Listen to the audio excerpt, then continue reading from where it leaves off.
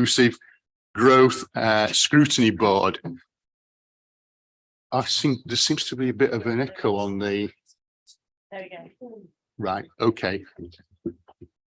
Before we start the meeting proper, Lucy, can you stop that echo, please? It's a bit distracting. Yeah. Before we start the meeting proper, I mean, it's nice having my words of wisdom repeated back to me a microsecond after I utter them, but it is a bit disconcerting. So before we get into the agenda proper, I'm going to go around in the time-honoured fashion and ask members of the board to introduce themselves for the benefit of any observers. I won't ask the officers to do that at the moment until we reach the item on the agenda for which they're in attendance. So, Councillor Alderson. Morning all, Councillor Bob Alderson, Gaisley Road and Ward. Councillor Buckley. Councillor Neil Buckley, All Woodley Ward. Councillor Foster. Yeah, Mike Foster, elected representative for the people of Ardsley and Robin Hood. Morning, John Garvani, Councillor for Horsforth Ward. Good morning all, Councillor Sharon Hamilton, Moortown and Meanwood Ward. Morning everybody, Councillor Arif Hussain from Gipton and Hare Hills. Good morning everybody, Councillor Lay, Otley and Yeadon Ward. Good morning, Councillor Jess Lennox, Crossgates and Winmore Ward. Good morning everyone, Councillor Mohammed Shadad, Moortown and Meanwood Ward. Morning everybody, Nicole Sharp, Councillor for Temple Newson Ward. Good morning, Isaac Wilson, Councillor for Wheatwood. And I'm Councillor Paul Truswell. I chair this board and I represent Middleton and Belle Isle. Okay, moving on to the agenda proper. Agenda item 1, appeals against refusal of inspection of documents. There are no appeals as far as I'm aware. Item 2, items for exclusion. Again, no items to which this applies.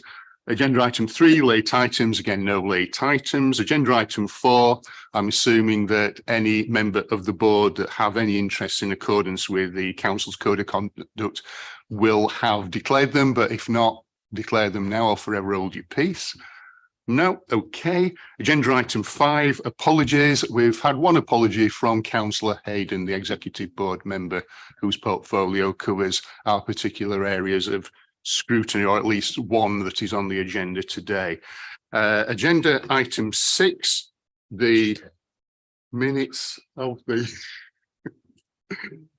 last meeting. I will go through them page by page. They start on page 5. If there are any matters arising or any inaccuracies that you wish to raise, please shout out. So, page 5. Page 6. Page 7. Page 8. Page 9. And page 10. Okay, are board members content for me to sign those once they're, content for me to sign them as a correct record? Yeah, I'll take silence as acquiescence in that. So moving on to agenda item 7, the 100% digital Leeds update. I think, as I've said elsewhere on the agenda, this has been, I think, a great example of what scrutiny can achieve. When we conducted our initial inquiry into digital inclusion, which reported in 2015, so 8 years ago, I think we recognised that digital inclusion was a challenge that needed to be met, but also that the resources being devoted to digital inclusion or exclusion, however you want to describe it, were very limited. I think it's fair to say. Jason, who presented responded to the report at the time, and operating really at the margins. I think today there has been a massive transformation. 100% digital is front and centre in terms of council priorities. It is resourced significantly, and they are permanent resources, because in the past we have raised concerns about most of the funding being levered in from outside. And I think the greatest element is how Leeds and Leeds City Council, as the main leading partner, are recognised as UK leaders. But I think obviously Jason will come on to that. So, Jason, I hope I haven't stolen too much of your thunder. If you could just introduce yourself and Amy too, and then I think you've got a presentation for us. Thank you, Chair. No stealing of thunder at all. Always happy to get a warm introduction. Thank you very much. I'm Jason Tootin. I lead the 100% Digital Leeds programme. I will take us through the report in a minute or two. But first of all, I'll let Amy introduce herself, and then she's got a very brief presentation to give a high-level overview of what is 100% Digital Leeds and some of the highlights from the report. Thank you. Morning, everyone. My name's Amy Hearn and I'm Senior Digital Inclusion Officer, one of two. I've got a bit of a sore throat today, so I'm a little bit husky, but I'm fine, honestly. So, yeah, I'm ready.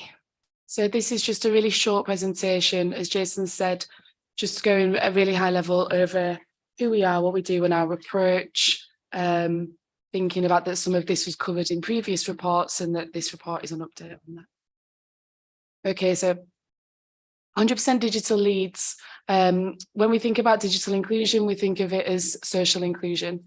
We want everybody to be able to use digital in the way that works best for them, to be able to do the things that matter to them, so that they can have an easier life, whatever that looks like for them. We want everybody to be able to make an informed choice and have the same choice as I do when it comes to whether to use digital services or face-to-face or other. And in order to have an informed choice, we need to be able to remove the barriers to people being able to access digital. So that is around supporting people to have the equipment that they need, the stuff, the Wi-Fi, the connectivity, people having the skills that they need to be able to use digital tools and resources, the confidence, thank you, the confidence in themselves to be to think that they can engage with digital and they're not going to break it or anything like that, but also the confidence in the digital tools and services, that they're safe, that they're usable, that they're not going to have all their money stolen out of the bank or something like that. And then finally, that they have the understanding of the kinds of things they can do online and how that might benefit them as an individual, so they have the motivation to engage with digital as well. So the 100% Digital Leeds ambition is to build a coordinated and connected digital inclusion ecosystem across Leeds. So our role is facilitation. So we're a small team currently of 4, is that right? But with 4 vacancies at the moment. And so we can't possibly support all of the thousands of people across Leeds that are digitally excluded, nor would we be able to, because those digitally excluded people come from all sorts of the city, from all different backgrounds, from different communities of interest, and they experience digital exclusion differently. So those different barriers that are mentioned on the last slide, people can face one or more or all of those to different degrees. People's motivations are different, people's benefits are different, etc. So what our approach is to build a network of digital inclusion support across the city, embedded into those services and places that people that are more likely to be digitally excluded already use and go to.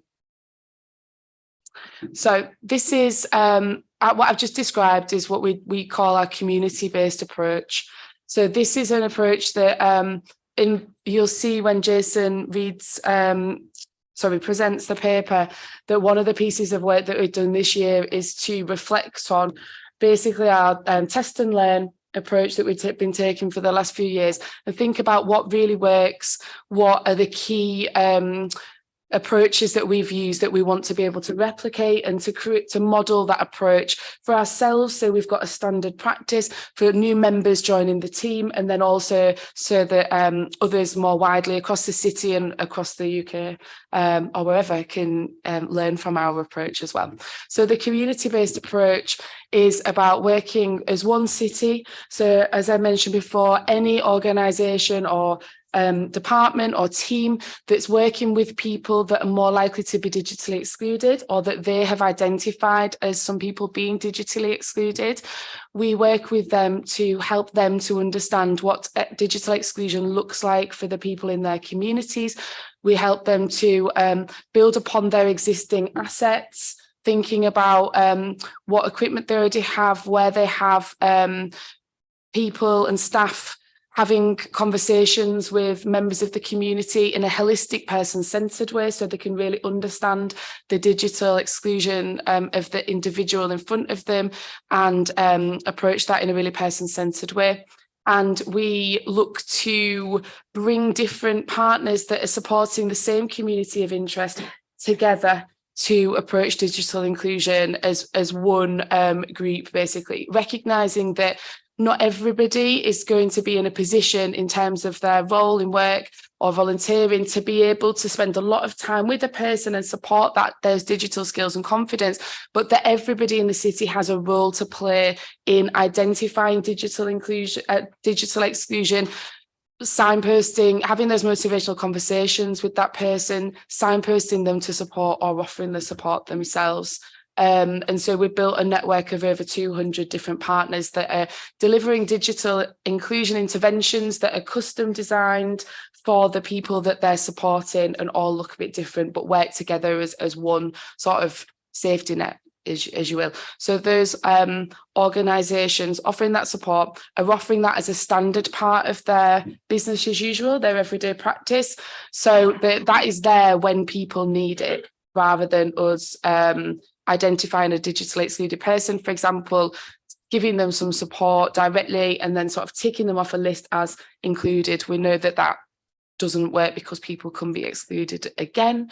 Digital inclusion is not a set sort of state. So we want that safety net to be in place where people are most likely to need it and reach it. So the support that we offer as 100% Digital Leeds is that facilitation, as I mentioned, and also the building of the other organisational capacity, third sector capacity, but also health and care partners and other council departments as well.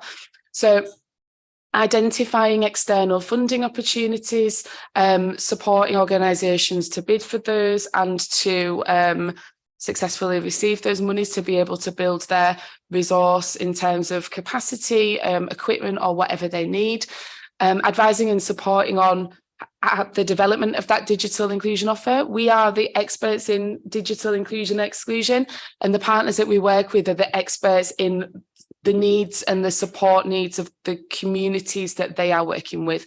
So we pool our knowledge in that way to be able to come up with the intervention. Supporting partners to develop their digital skills and confidence as well, because for the most part, the organisations that we're working with are not digital organisations, and they're not organisations that are hiring their staff or recruiting volunteers for the most part for their digital confidence and skill.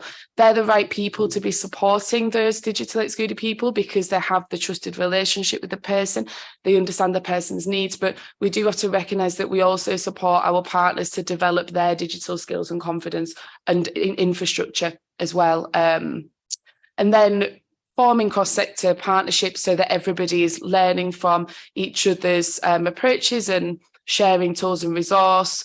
And then making sure that digital inclusion is embedded across strategies. So whenever we're working with a different partner, we take a look at digital exclusion through the particular lens that makes sense to that partner. Again, thinking of digital as an enabler for whatever that partner is trying to do. It helps us, we're trying to do digital inclusion. So it doesn't matter to us why people are doing it as long as they are. So this comes to just some headline figures of what we've achieved over the last 12 months. So we have engaged with and have on our network 220 team services and organisations working across the city, and they're all current contacts that we've worked with in the last year. We were careful to go through and see if there was any that we couldn't quite call a current partner. So that is up to date. 319 professionals, so that is people working predominantly on the front line, trained in digital inclusion awareness so that they can identify when somebody is excluded, understand what the benefit of including them is and how to signpost, etc. 713 people attended our events, so that's various webinars, mostly webinars in the last 12 months, really, talking about our approach or calling out for partners to work on particular projects. 2,381 subscribers to our newsletter. So that's a newsletter that goes out every month that tells everybody what we're doing, but also all the stuff that they can tap into in terms of resource and stuff. And then just over £1 million in external funding secured for community organisations and partners that we've worked with across the city, specifically to support the building of their capacity for delivering digital inclusion and embedding it within their services in a sustainable way. And then the final slide, is just about a snapshot just to demonstrate some of the scale of support that's available and being taken up across the city.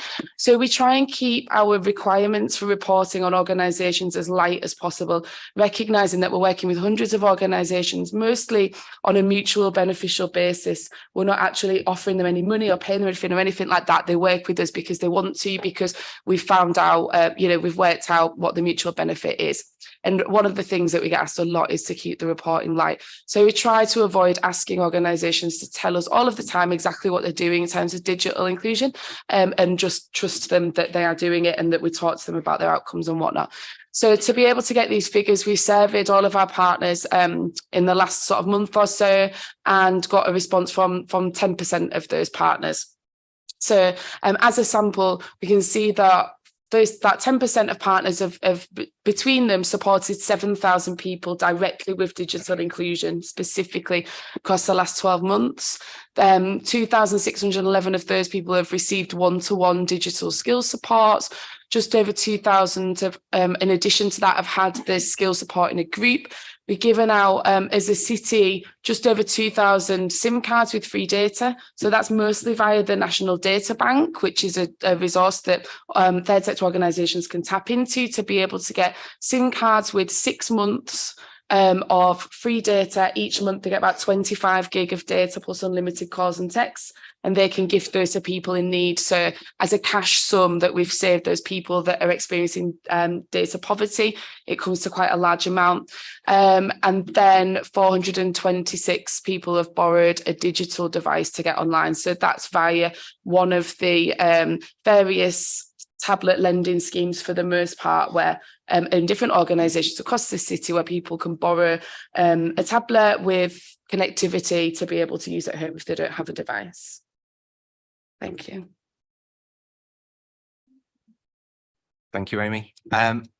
So that's a very brief overview.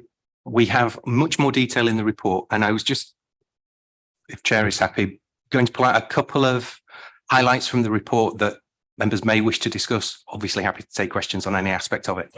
But as Councillor Trustwell mentioned in his introduction, there has been concern expressed by the board in the past around the sustainability of the team and the funding for the team. We have moved as a team into the council's integrated digital service over coming up to 2 years ago now. We are now a core part of the integrated digital service. The team is expanding with that core funding. As Amy mentioned, we still have some vacancies that we're hoping to fill this week. But those concerns that have been addressed by the board in the past have been absolutely squashed now. Those concerns are not there anymore. We are also part of a wider function, as I mentioned in the first page of the report from paragraphs 1 to 6, where we have always in the past, as a 100% digital Leeds team, focused on people and communities and digital exclusion there. We are part now of a much bigger team that will also be focusing on digital inclusion and skills for the workforce. That's within the council, but also our colleagues in health and care and eventually across the third sector. So that pooling of resource means that we're able to take a much more rounded view of the needs of not just the people and communities, but also our colleagues within the council and our partner organisations as well. So in terms of that potentially temporary nature of the funding in the past, that's been allayed. As it mentions in paragraphs 4 and 5 there, digital inclusion and digital skills are absolutely key, one of the core foundations of the city's digital strategy that was launched towards the end of last year. So as Councillor Trussell mentioned, in terms of a city and strategic priority, it's written into the city's digital strategy, but it's also written into many of the other strategies that the council and the city has. Amy mentioned in the presentation around our community-based approach. That's from paragraph 10 onwards, talks about that in much more detail. We were commissioned by the Local Government Association to write and publish that. And that's been hugely successful. And at the time at which it was published in December last year, there was a lot of interest nationally. And there are some links within the report as to where that was referenced and the publicity that was generated by that. The report then goes on, particularly from paragraph 22, to talk about how digital inclusion is an enabler for infrastructure investment and inclusive growth. So absolutely speaking to the priorities of this board. And then we have examples throughout the report, which I'm not going to dwell on unless members want to ask in more detail, and we're obviously very happy to discuss in more detail. But we talk about the outcomes that we see for particular communities of interest or particular areas of work. So we've got sections on digital inclusion for older people and the organisations that we've worked with there, for people with learning disabilities and autistic people. We talk from paragraph 42 around Leeds Digital Inclusion Fund and the Digital Ball, which is something that happened first last year and will be happening again this year on the 11th of May. And that's bringing in our colleagues from the private sector, from the digital and tech sector in the city, who are very keen to do more to support digital inclusion as a policy issue. We talk about our work with care homes, which again, we've referenced in a previous report. And then there are 2 or 3 or 4 pages on our work around increasing digital health participation. It's been noticeable, particularly over COVID, where the digital transformation of the NHS and virtual appointments and so on has grown for obvious reasons. And there's a desire within the NHS that that shouldn't increase health inequalities, that those digital tools and technologies and services should be available to the widest group of people. And what Amy was talking about earlier in terms of some of the communities of interest who are more likely to be digitally excluded, one of the reasons for digital exclusion is if you have a long-term health condition, is if you have a learning or physical disability, is if you are living in poverty, which is also going to impact on your health. So we do have a lot of work ongoing with partners across health and care. And there are some examples of those throughout the report. And then as we come to paragraph 77, this is something that the board has raised with us before in terms of how is success measured. And the figures that Amy had on the slide are repeated there in the report. But as Amy mentioned, the way in which we measure our success is not a linear line through, is someone digitally excluded and are they now included? Because from our perspective, we could digitally include everyone in the city. But if that doesn't materially change their lives in any way, what was the point of that then? From our perspective, digital and digital inclusion is an enabler to achieving these other outcomes. And those outcomes might be increased employment, improved health outcomes. It might be social connections. As Amy said, what's meaningful for the person. So although we can measure some aspects of our direct digital inclusion work, perhaps more importantly for us and the organizations that we work with are what are the outcomes that those digital inclusion activities are enabling. And they are much more difficult to measure and to track. And so this is why from paragraph 84, over the next 12 months, a large focus of our work will be working with academic researchers to evidence the impact of the difference that digital inclusion makes for the people and communities that we're talking about. So some of the projects are fairly short term, will be happening over the next 3 to 6 months. There's one that's a 12-month project, and there's one that's a 4-year program of research. And all of those we will report back to the board in due course. And that's it. There are 4 appendices that talk about particularly our work with the library service. We used to be based within Leeds Libraries before we moved across to the integrated digital service, but we still have a strong relationship with our colleagues in libraries and work closely with them on a whole range of work projects and programs. Examples of some of the publicity so that colleagues across health and care and across a place know where this increased digital inclusion support is and that they can signpost their patients and people into that. Some more testimonials from some of the organisations and partners that we work with, but you will have seen some of those scattered throughout the report. And then on the final page, in very, very small writing so that I could fit them all onto a page, is the full list of the 220 organisations that Amy mentioned that we've worked with in the last year. If any members see organisations that they know of in their wards that are not on this list, please do get in touch and we would be very happy to work with those organisations as well. Thank you, Chair. Thank you very much, Amy. Thank you very much, Jason. I hope there are no members of the board who are in any doubts about the crucial importance of digital inclusion and addressing digital exclusion, which I think was thrown into sharp relief during the COVID period, which I think ironically accelerated a lot of improvements in terms of what organisations were doing to connect their members and to people for whom they provide a service. We increasingly live in a digital by default society, so applying for jobs, claiming benefits, accessing services, purchasing goods, so much of it is now online. And while other people are unable to do that, inequalities are bound to grow. Although I think we've always got to recognise, and we always have done as a board, that there will be those people for reasons, that they legitimate reasons, will not become digitally engaged, and we should always ensure that there is a human channel for dealing with their access to the council in particular. So Sandy, you indicated that you wanted to ask a question. Thank you, Chair. Completely agree. Should be no doubt. I think if this was a film review, I think this scrutiny board would be giving this team 5 stars review. It's clearly, I wasn't on this scrutiny board when this was originally raised, but clearly great strides has been done. And as Councillor Trustwell says, digital inclusion should be a choice and opportunity for everyone. Some people will end up, of course, not being able to. And on the back of that, really, I watched the BBC Look North report last night as part of the preparation of this. And I don't think they put your name on, Amy, but it was you, I think, on there, wasn't it? Yeah.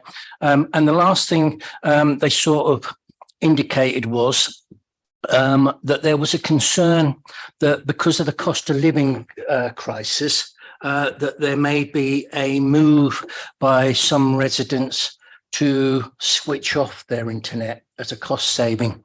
I know it was only 2 months ago that you said this, but are you seeing any evidence of that? And second follow-up question really for Jason, I suspect, but also for Amy, is I was going to ask what you thought your future was, because every good film that gets 5 stars will always have a sequel.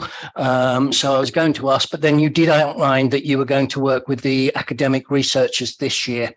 That's one stream. If you had a bottomless pit of money, or if you had a wish outside of that, what would you like to see your team achieve? Thank you, Chair. I'll answer the easy question about the Wi-Fi. So the answer to that is yes.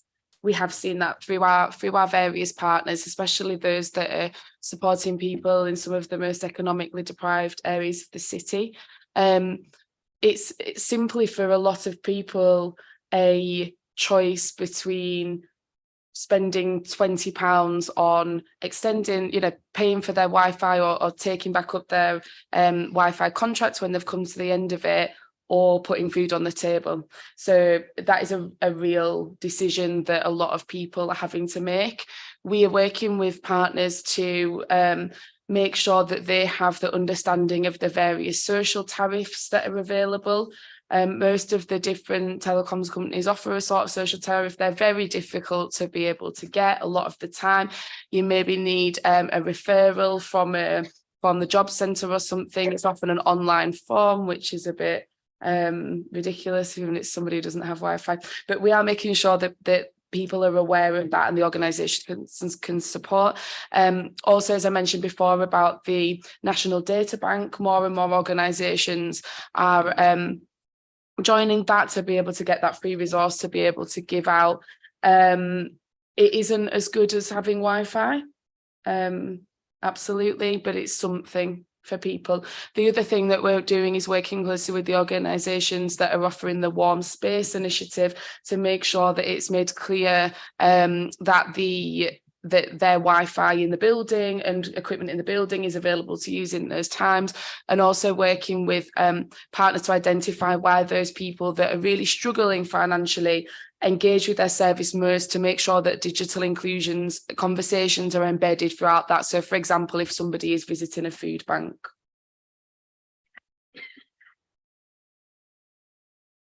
In terms of the more difficult question, thank you, Amy. I think, I know you weren't offering us a bottomless pit, Councillor Lay, but if we had one, I think summarised in paragraph 5, when I mentioned the bringing together of our team with the team that's largely focusing on skills for workforce and the increased capacity that we're going to have, means that we can work much more strategically. Not that we weren't before, we always have, but the increased capacity and the fact that we're part of the integrated digital service, which put together Leeds digital strategy, means that we are working very much more closely with colleagues across strategy and innovation, across colleagues that are leading on some of the initiatives that you mentioned in terms of Wi-Fi and connectivity. It means that we can take a more holistic view of the solutions and that we can work at scale much more. So we are always very happy to test and learn, to try something small and see if it works. But when it works, sometimes it has been challenging to scale that up across the city. Where we are now within the integrated digital service will enable us to do that much more effectively. Our colleagues in strategy and innovation lead on funding applications, not just at the city level, but at the regional level. So we are working much more closely with West Yorkshire Combined Authority and with the integrated care system at a regional level to get that shared understanding of how we would deliver digital inclusion interventions. So we can always apply for funding as a city, but often those pots of funding are capped because it's one city bidding. But if you're bidding as a region and then able to articulate how you will deliver those interventions across a region in a similar way, then even bigger funding pots become available. So funding is one aspect, and other communities of interest that we haven't worked with, largely because of our limited capacity in the past. Councillor Trustwell, I know because I was here, and has mentioned schools and children on more than one occasion. And our focus has always largely been adults. Now that we have an expanded team, we will absolutely be doing more in terms of children and young people, making connections with schools and children's centres and family support workers and so on. So that ability to work with communities of interest that we haven't worked with before and take, as the digital strategy does, that whole life stage approach from starting well to living well and working well and aging well. And we haven't done too much work so far on the starting well aspect, but absolutely building digital inclusion in from the youngest age. And just really quickly, the comment at the beginning around not everyone will ever be able to do digital. And that's why it was so important in the digital strategy that we have digital first, but not digital only written into that strategy. Digital first, because in so many cases, it's cheaper, it's more efficient, it's easier for people if and when they can do it, but it should never be an enforced choice from our perspective. So digital first, but not digital only is absolutely written into the digital strategy. Thank you, Jason. Sandy, do you want to come back? I think the last 5 years from my own ward-based, we've seen Prince Henry's in Otley introduce iPads for their kids. We've seen council buildings open up and use and offer the use of Wi-Fi, etc. But I think going back to that BBC Look North piece, they started with a young lady who only had a mobile phone as her device. And I think our digital strategy, whilst access to Wi-Fi and high speed, high quality Wi-Fi is important, I think it's also important that we give people the tools to access that. As high speed as my internet is, it is rubbish when I'm trying to use it through my phone, and much easier when I'm trying to use it through my iPad or my laptop or my, oh gosh, how many pieces of technology have I got? It was pleasing to see that we had loaned devices to people as well.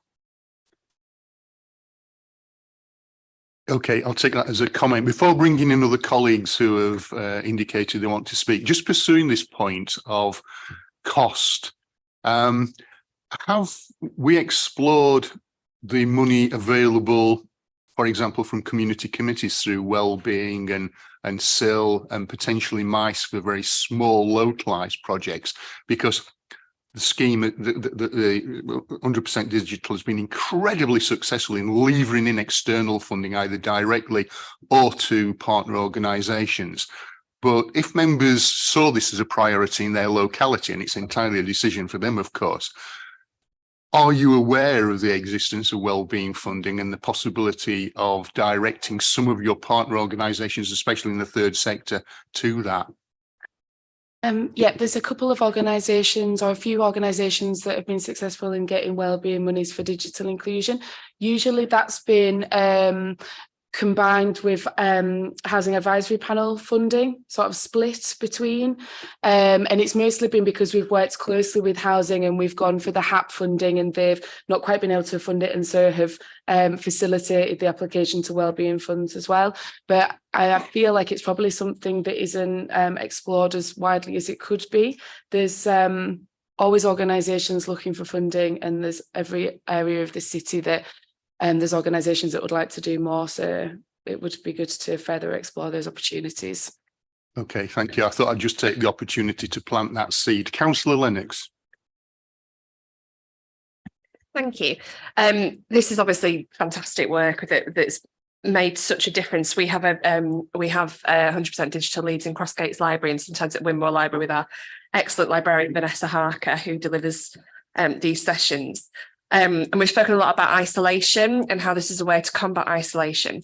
I'm wondering if there's anything that you've either found in the reports that you've prepared about this, or maybe it's anecdotal from people delivering this, because I think there's something that comes with this, especially with people who are older or for other reasons isolated, about scams that they can encounter if they're going to be online, but also about conspiracy theories and about mad stuff that we sometimes see on the internet, and whether there's anything that happens on a sort of citywide basis about that, or whether that's something that needs further development.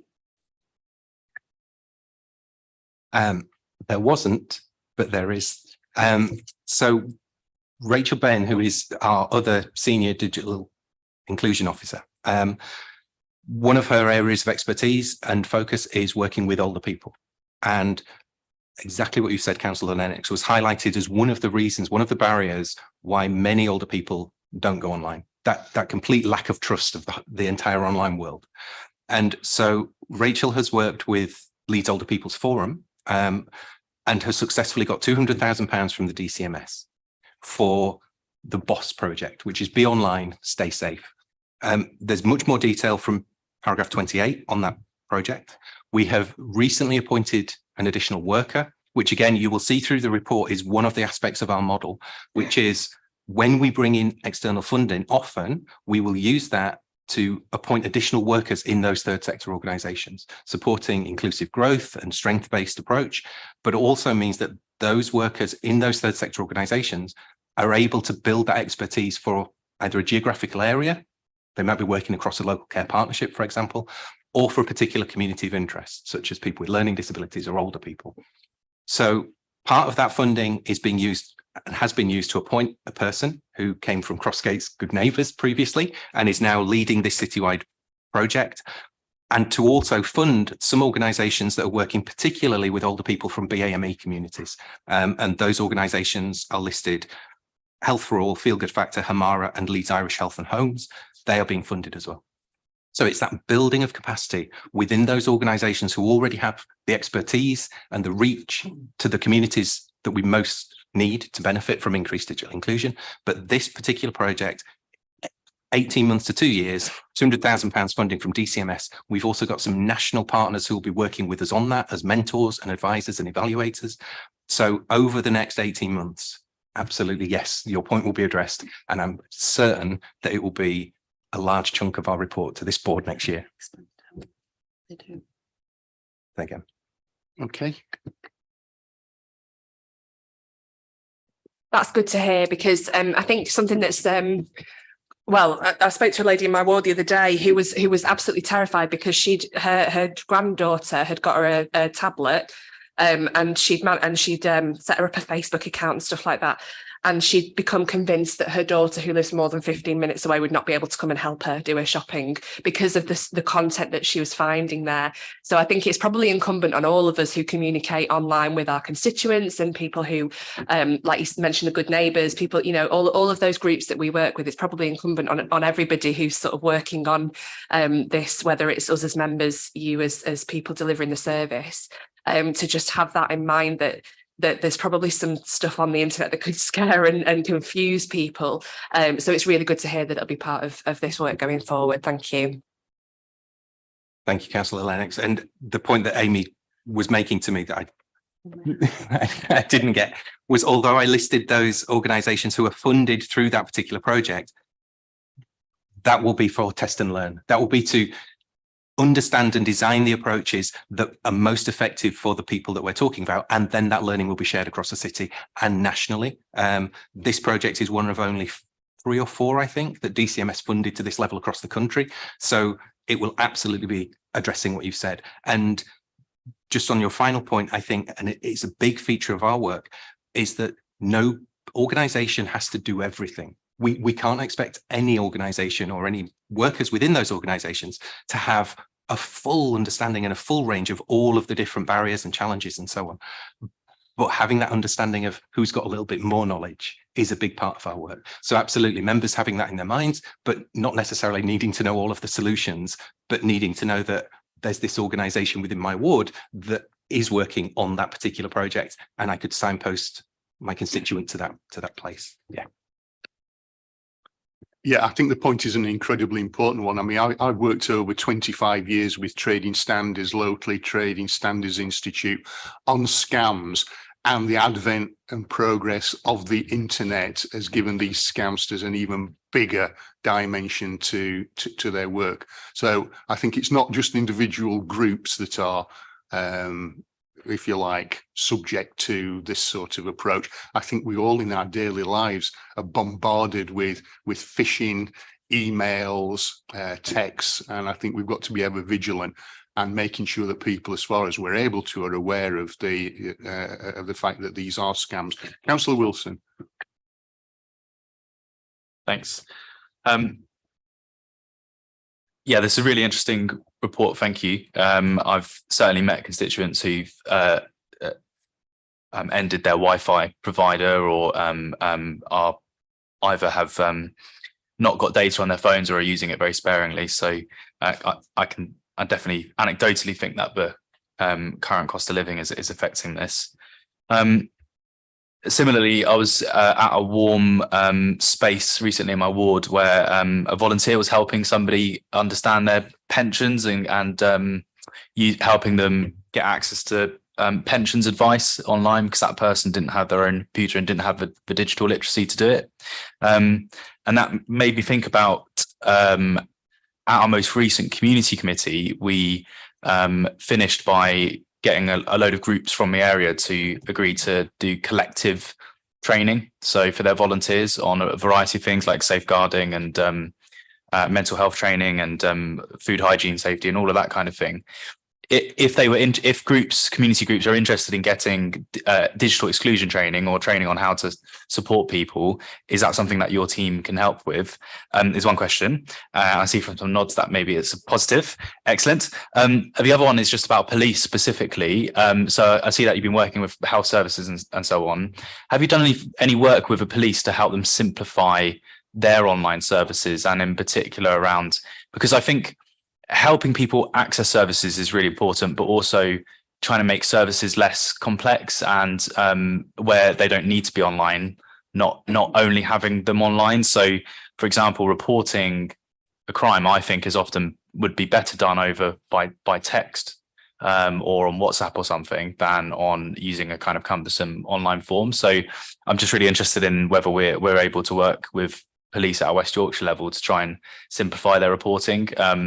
I would love it if people could, when they're out and about, if they see something going wrong, are able to simply just to text a number and describe what's happening rather than having to find the correct reporting form online, fill it all in and so on. So I know that's not in your, I know you have no control over that, but are you able and are you working with other public services to try and get them to simplify provide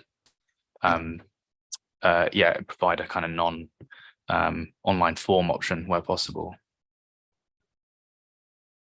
So thank you. I'll respond to the training side of the question. So yeah, we're absolutely happy to go out and deliver digital inclusion awareness training with any organisation. And we're keen to do that because, as I mentioned in the presentation, that is a two-way process. So we use those opportunities to really understand what digital exclusion looks like in your particular area or you know, for particular communities of interest as well. So we'd be really keen to do that. And as part of that as well, we'd also look at how we can utilise the opportunity to start having a conversation with those different partners and organisations to think about what support they could offer for digital inclusion as well. And then we can become on one of our partner lists. That'd be great. And in terms of the police, no, is the very short answer. The longer answer is, but that's a really interesting issue. And we've certainly got very good contacts at the Combined Authority that we could reach out to and see what's happening, because my feeling is nothing, because I think we would have heard about it if it was. So we can absolutely start those discussions. And I think it comes back to the point that Amy made earlier. Our team has been in place since 2018, and I'd like to think we've been doing some good work, but digital exclusion and the digital landscape changes so quickly that there are always policy issues that come along, or communities of interest or barriers that come up that we haven't addressed before, and areas and colleagues that we haven't spoken to before.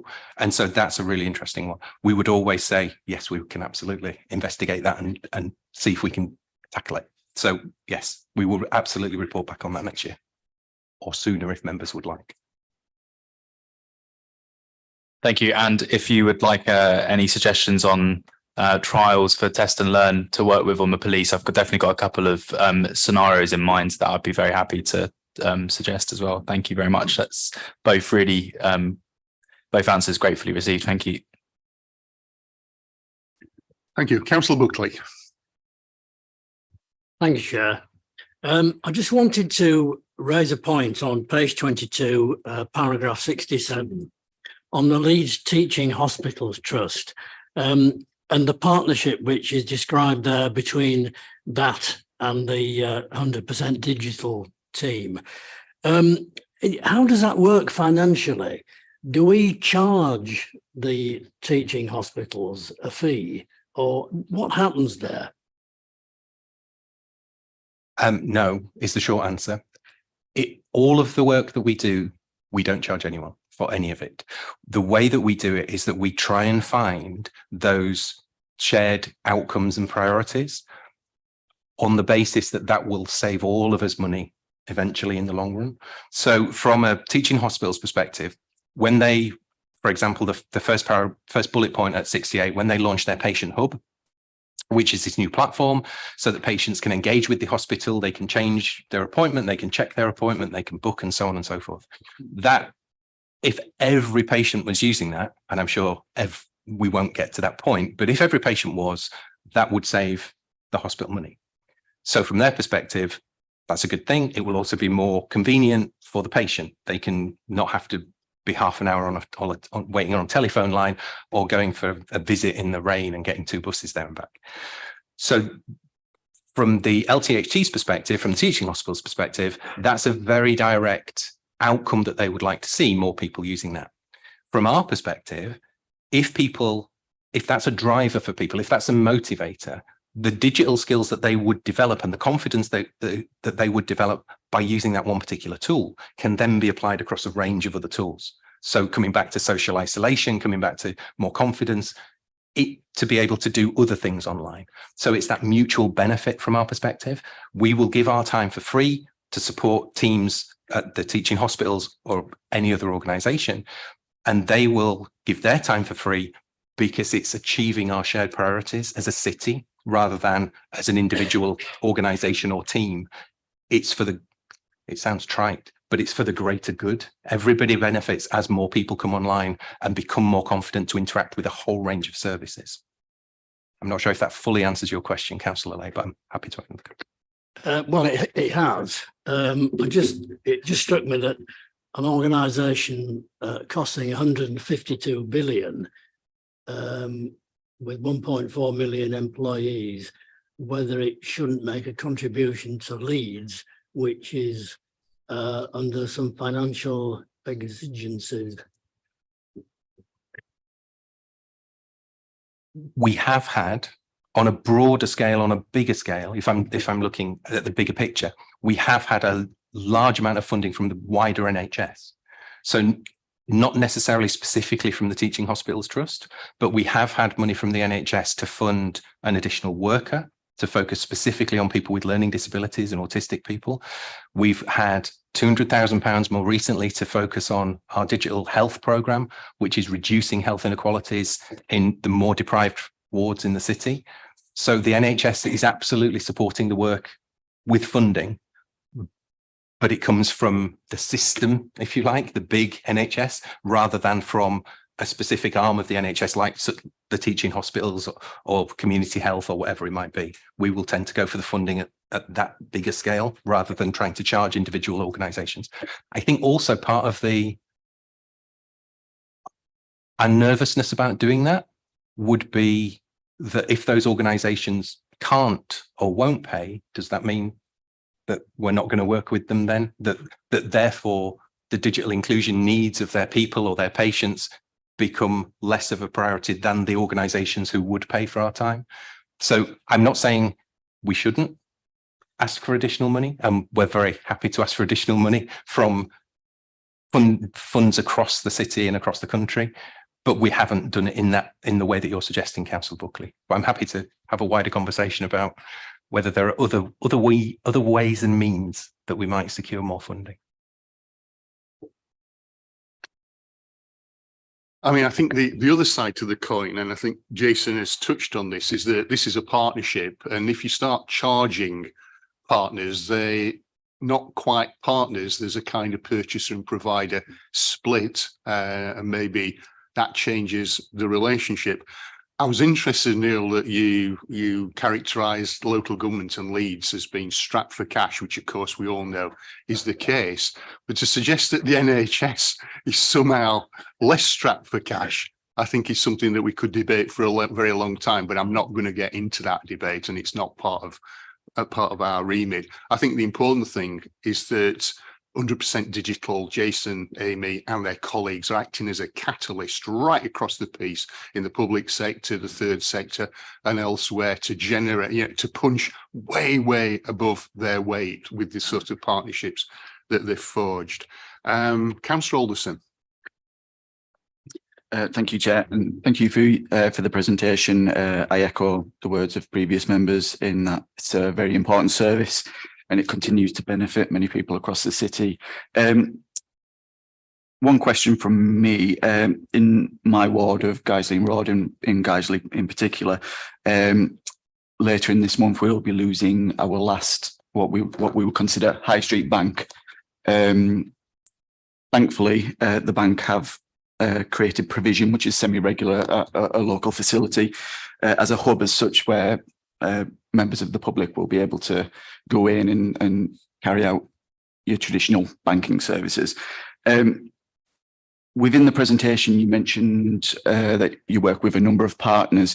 I just wondered if those partners include what we would consider the high street banks, and if so, what level of engagement exists to assist those who may be seen as the people who will struggle with online banking in the event of these branches closing.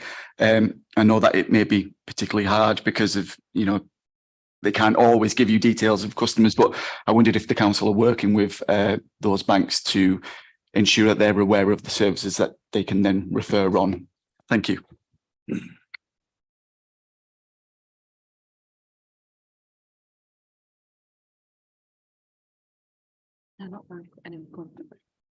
Sorry, we were just conferring before I put my microphone on to answer the question. So you're absolutely right. That is one of the challenges that we face as more services move online. In some sectors, that means fewer services available on the high street in terms of face-to-face. In terms of banking, we have worked in the past with Halifax, Barclays and Lloyds to greater or lesser extent. It's always at the, for the reasons that you mentioned, it's always at the kind of universal level rather than targeting particular customers of particular branches that are going to close because of, you know, data protection and so on and so forth. But what those offers have looked like has been in terms of the bank staff volunteering to come and deliver face-to-face sessions in person in community organisations. It's been webinars. Barclays, for example, have a Digital Eagles program that we've taken advantage of, where it's not aimed directly at the citizen, at the person who may be losing their banking facilities, but we've organised it so that colleagues across third sector are able to take advantage of that training, usually delivered online. But then those third sector organisations have a much stronger understanding of digital and financial together. One of our community organisations, again, we've mentioned them already, but Crossgate's Good Neighbours scheme, they were involved in a big financial literacy programme that was funded, I want to say by MasterCard, I think, but it was around financial inclusion and digital inclusion. And again, that learning and those resources that came out of that programme were shared across our third sector organisations. And Lloyds Bank, finally, are the nationally, they produce a whole range of digital inclusion. They're very active in digital inclusion, and they produce the Consumer Digital Inclusion Index every year, which does give that high level data. Again, doesn't drill down necessarily to place, but at a national level gives the high level overview of digital inclusion and exclusion in terms of populations. So those are the banks and financial institutions that I know we've worked with in the city. We could absolutely do more. And Amy's putting her hand up to say she might have an additional comment. So I'll turn my. So it's not something we've done directly around banking, but I was just thinking about a piece of work that colleague Rachel did and I can't remember the name of the small town, so apologies. I don't remember. Anyway, it's very recently, my memory is just very poor, where their local GP practice was closing. And so they did a piece of work with the local neighbourhood networks with an organisation that was offering volunteers in a local community space to really do a push around supporting local people to be able to access digital tools and services to be able to facilitate health participation, so like NHS app and stuff like that, so that they would be able to use that to help them in the event that their practice had closed. So I think that we could take a similar approach, looking at just applying that to banking, to do some work in that area with some of the volunteers, looking at how we support people to access to online banking and the kinds of things that we all probably take for granted, because I can't remember the last time I actually went into a bank. And I've probably got a lot more control over my money and finances for having the app than people that are relying on their local bank, whether they have one or not. So yeah, that's something that we could do off the top of my head. I think that would be a positive piece of work. Thank you very much. Really useful information. I was thinking whether there was something that could be done with the third sector neighbourhood networks. I think you've answered that for me. I guess what I was thinking as you were answering that is, I guess, although it may seem like it happens quite a lot, I would imagine local branches of banks and GPs don't close all that often. So I was wondering if there's any scope with, you know, the increase in investment and more people coming into your team, whether there can be more of a proactive approach to, if you are aware that a bank is closing, then you can target those third sector organisations, because if they are trained once and a bank doesn't close for 3 years, those skills could stagnate. Same with GP practices. So I was wondering if there could be a more proactive approach, not necessarily for banking, because you mentioned GPs, just general infrastructure, and it would be a positive move, I think. Thank you. Oh, sorry, just to respond, I was just going to say that, yeah, I think the example from the GP practice was in response to the closure of the practice and utilising some of those practice staff to ready those people with the skills they might need before the practice is closed. So it would be really good to take that targeted approach when other branches were closing and stuff. So I don't know, we'd have to find out when we were going to close, I suppose, but that's something we could definitely do and take that target approach. And Jason's got something else to add to that as well. Particularly on your last point, Councillor, which is over the next, it doesn't feature in the report because we haven't had the money yet, so it will be in the next report. But over the next 2 years, the 100% Digital Leeds team will be getting around £400,000 from the UK Shared Prosperity Fund. And the focus of that work for us is absolutely around financial inclusion, which again is something that we've touched on in the past, working particularly with low-income families and so on. But again, because of our capacity, it's been one strand of work rather than one of our priority focuses of work. And so with this additional investment from UK Shared Prosperity, our intention is, amongst other things, to appoint an officer for 2 years who will focus specifically on digital inclusion and financial inclusion. And that will have a citywide remit, and it will be based within a third sector organisation that has the infrastructure and the background and the understanding of debt and poverty and financial exclusion for some of our communities across the city. So within the 2 years of that work, that's absolutely a strand that we can bring in for that officer to lead on. So yes, absolutely, we can do that. Sorry, Chair, just coming one time. No, thank you. Really positive, and I think it just it's good to know that you are looking to prioritise that strand of work. Because I think was it Councillor Lennox mentioned, you know, with the amount of artificial intelligence and online scams, I do think online banking should be a priority to make sure people are aware and comfortable with their online banking services. Thank you. But I think we ought to be careful not letting affluent financial organisations like banks off the hook so easily when they decide to close branches and therefore reduce people's access to a physical service. And it's not just the fact that people who maybe aren't confident of using online banking, but it's job losses and the effect that that can have on the local community. So I think we just don't cave in, and that we continue to point the finger at the fact that they are not providing a service by withdrawing from the community. And I end on this thought in terms of North West Leeds. I wonder why Skipton Building Society is able to have branches in Guiseley and a couple of miles away in Yeadon, and yet other financial institutions don't find it possible to have that sort of physical and personal presence in the community. I'll leave it there. Councillor Foster. Thank you.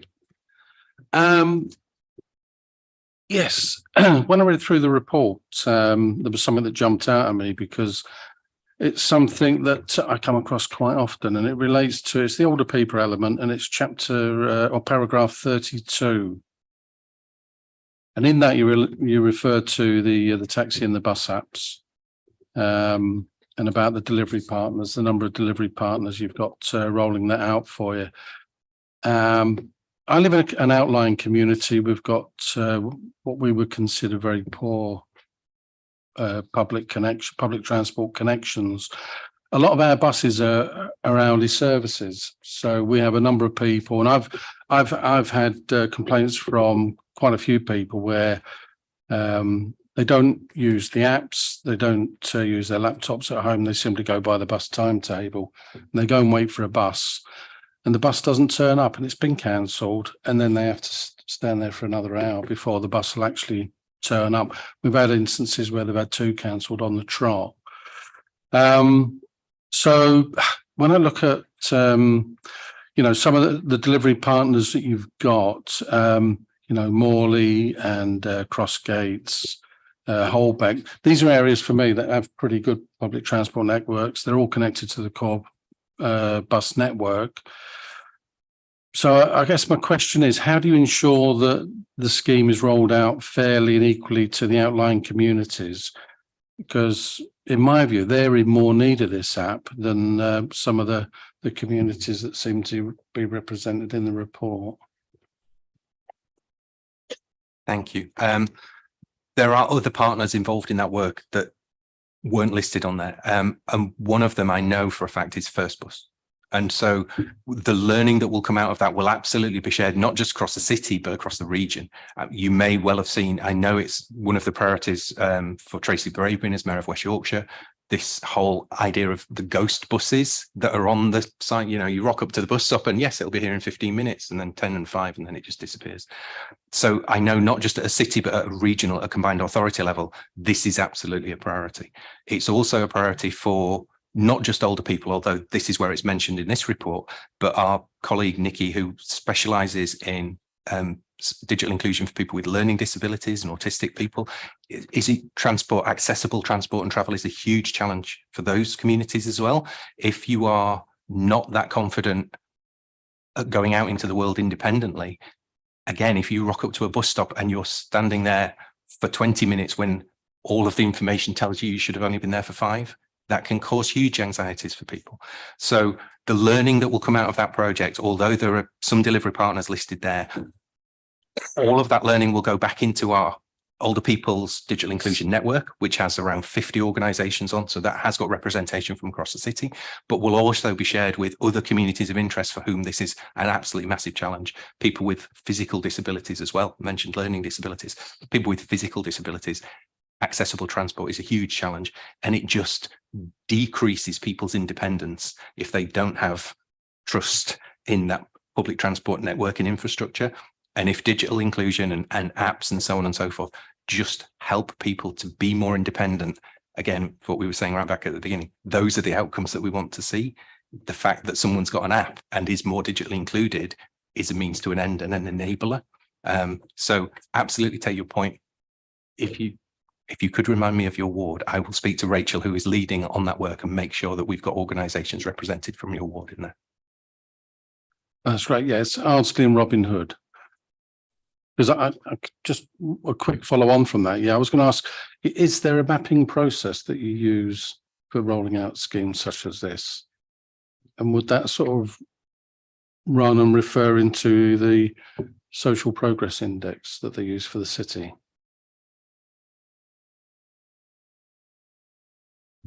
I'm going to answer this question wrongly, I think. So I might just ask for a little more explanation behind the question in terms of a mapping process. Yeah, I'm literally talking about the geographical mapping of where schemes have been rolled out. You know, how will you know whether the people in Ardsley and Robin Hood, you know, have been, that area has been covered and you've done everything necessary to make sure all the right people have received the briefing?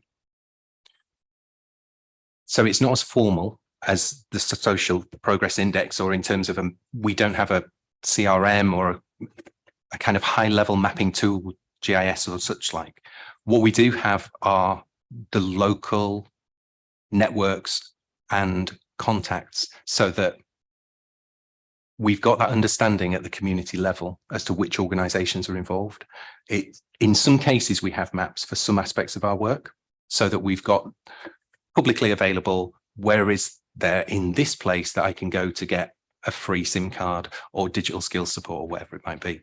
But for some of the work, particularly when it's like this, when it's at the pilot stage and is not something that's been rolled out across the city, most of that insight and intelligence and understanding is kind of behind the scenes. So if Rachel was here rather than on leave at the moment, she would have been here, she would absolutely be able to tell you which organisations from Ardsley and Robin Hood are part of that, or if none of them are part of that, and that we need to go and make sure that we bring one or more of those organisations into that piece of work.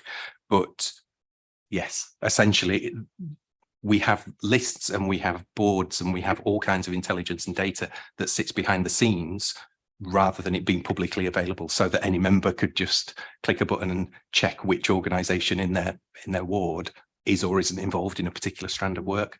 But if members would find that helpful, that may well be something that we should be doing over the next 12 months.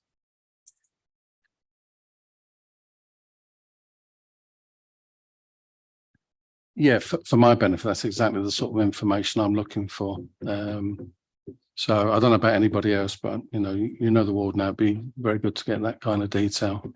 I mentioned earlier that we are now part of the integrated digital service and have colleagues that we can call on who are working on specific aspects. One of the things that the integrated digital service is doing is building an office of data analytics, which will be pulling data from a whole range of sources to improve outcomes for people. And that will be data from across health, from across council, from across community organisations, and so on and so on. we can absolutely talk to our colleagues who are running and managing and building that Office of Data Analytics to see what some kind of visualization of the work that we do might look like and how that could be made publicly available. I think it's fair to say, Jason, that in one of the appendix of your report or your joint report, there is a very lengthy list of organisations with which you've engaged over the last year. And I'm sure that if you were talking about organisations engaged over a longer period, the list would be even longer. I mean, I know from my own experience as a ward member that 100% Digital are very good at proactively engaging with organisations such as neighbourhood networks. But whether you can identify areas and then target them, I think is quite a challenge. But nevertheless, one that I think we all as ward members would welcome if it were possible. Councillor Hamilton. Right, thank you, Chair. Just going back onto transport, but that wasn't one of my questions really, with regards to transport, public transport. We're always focusing on the elders and people with disabilities, etc., etc. We must also remember our young people. They are affected also. They're going to school, work, college, etc. You know, so the focus is always for the older end. Think of the younger ends also, because now they are all, as soon as they get to 16, 17, wanting to learn to drive for that reason. So, you know, let's us never forget the young, especially my grandchildren who would think I'm a taxi service, but never mind. My question was regarding the list, your appendix for, it's not exhausted. Is it, or those are the only people you're working with, or are there others? Because within my ward, I can't see Meanwood Institute. Obviously, they haven't got any internet at this moment, I don't think. There's Trinity Hall, that's not down here.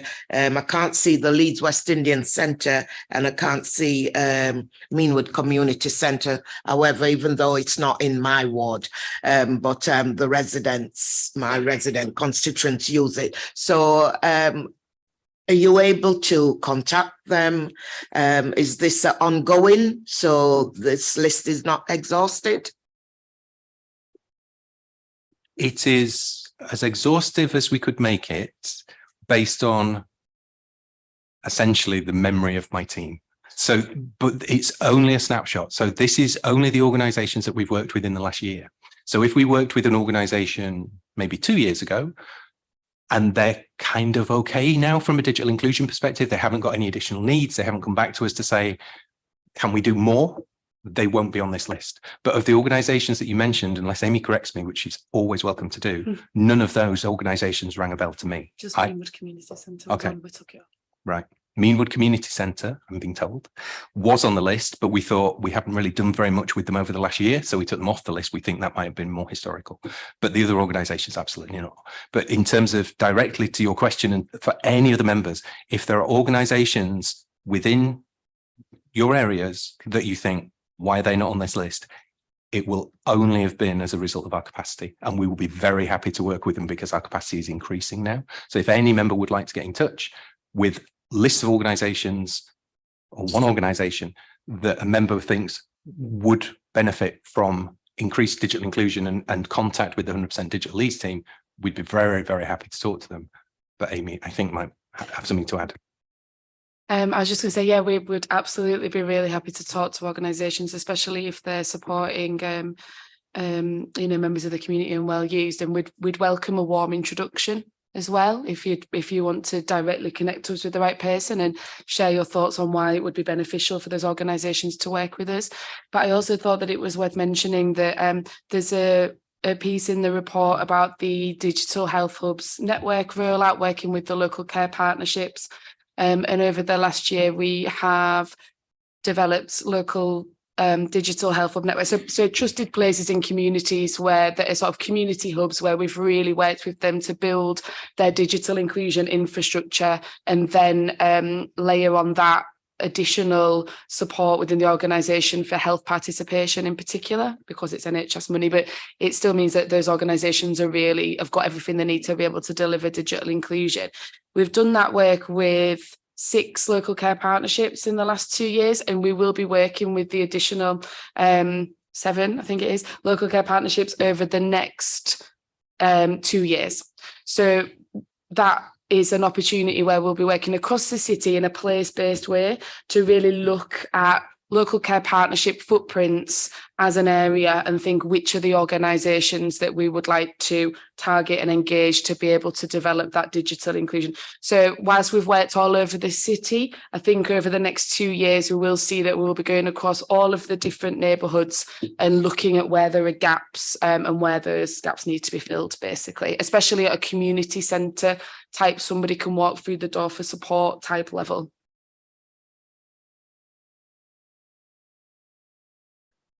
Just following on from that, I mean, obviously, the members of this board only constitute a tiny minority of the overall body of Leeds City Council. I'm just wondering whether it would be feasible, and please, you know, reject the idea if it's beyond your capacity, but if we could share the list of organisations with which you engaged over the last year, or if you want to include more organisations over a longer period, and to indicate to members that if there are organisations, as Councillor Hamilton has indicated, that they feel we ought to be engaging with, then if they could provide you with a contact number and or email address, you will contact that organisation to see if they wish to engage with you around the issue of digital inclusion, because there may be some that don't have the capacity or the willingness to do so. I mean, would that be a feasible exercise for you to undertake? I see you nodding. Are there any more questions or comments? Nicole. Thanks, Chair. Just one quick comment from me. It's not my first year on this scrutiny, so I appreciate how much hard work's gone into this, and well done. I sit on the West Yorkshire Police and Crime panel, and I know that cybercrime, online cybercrime, is monthly on the increase. So I very much welcome the BOSS initiative and the work you've done surrounding that. Thank you. Okay, thanks for that. We'll take that as a comment. Any more comments or questions? If not, I will, on behalf of the board, thank Amy, thank Jason for their presentation, for their responses to our questions, and you are free to go. I think on this item, in addition to the recommendations contained within the report, I think there are 2 areas maybe that we would want to highlight in the minutes. One is the proactive exploration of council sources of funding, for example, through community committees to expand the work within the community, and also the issue relating to what Councillor Hamilton raised, and sharing information about those organisations with whom 100% digital are working, but to canvass any member comments or suggestions about other organisations in their ward that you might engage with. But once again, thanks very much for your attendance, and may you go forth and continue to prosper.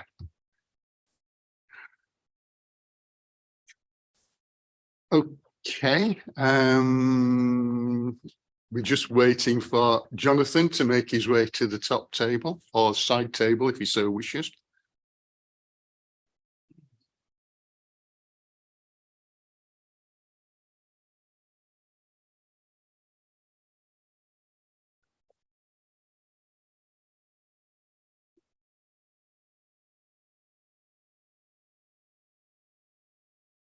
As I indicated previously, we've had an apology from Councillor Hayden, whose portfolio covers this particular issue.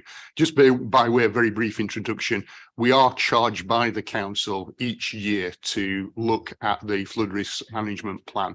And it's always, although we don't commission that report actively, it's always a very informative session that we have, particularly when we've had major incidents of flooding, of which there have been a number over certainly my period as chair of this board. So without any further ado, Jonathan, if you could just introduce yourself, and then I understand you've got a presentation or a video to show us. Yeah, good, or just about good morning, everybody. So I'm Jonathan Moxon, Executive Manager for Flood Risk and Climate Resilience. As Councillor Trustwell says, we come here every year to provide an overview. We have been here for other sort of more specific environmental issues around water quality on rivers and related items. But this is an annual update to try and provide a bit of insight into the work that we do on an annual basis. So I'm going to cover the sort of statutory functions that we do. One of those statutory functions is to provide a strategy. So how we would manage flood risk across the city. We will be due to refresh that strategy next year. Work will start on that later this year. And we did update it in 2018, but we didn't do a full rewrite. So that's quite a significant undertaking next year. There are some other statutory functions that we provide through planning, asset management, incident management. So I'll cover those. They're covered in a bit more detail in the report, but I touch on them in the slides. And then I'm going to try and touch on some of the schemes, so the interventions that we've done around the city where we've spent our own money, but also significant external funding from the Environment Agency, Combined Authority and private contributions through the planning system to implement schemes. I've got some animations and technology sort of videos in there. So I'm conscious, Becky, I'm asking a lot, but so we might just have to see how that goes. Yeah.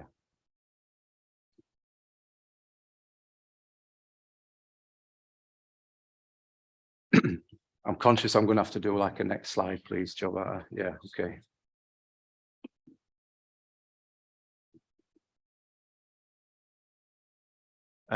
So this first slide, I suppose, just covers what I've just said. So this is our annual update. There's a couple of pictures there that people will no doubt remember from Boxing Day or just after Boxing Day 2015. That's supposed to be Kirkstall Road, but it clearly looks like a river. And it's actually quite difficult to decipher where the river is on the picture on the right, but that's actually Kirkstall Bridge. So you've got the bridge in pretty much slap bang in the middle of the picture. I haven't got a picture of current progress there, but we are on site and we have been for a few months at Kirkstall Bridge in, providing quite a comprehensive flood scheme through that section. And so hopefully if we got a flood of that scale again in future, the city would actually be protected against that going forward. Next one, please, Becky. Zooming right out, this slide is, I suppose, is supposed to paint a picture of what climate change is doing to the world, and Leeds is clearly affected like every other city in the UK. But flooding is the key climate risk to Leeds as a city. Part of my work now does look at climate resilience in general, so heat and other severe weather incidents, but flooding does remain the sort of biggest economic and social impact that we will face through climate change.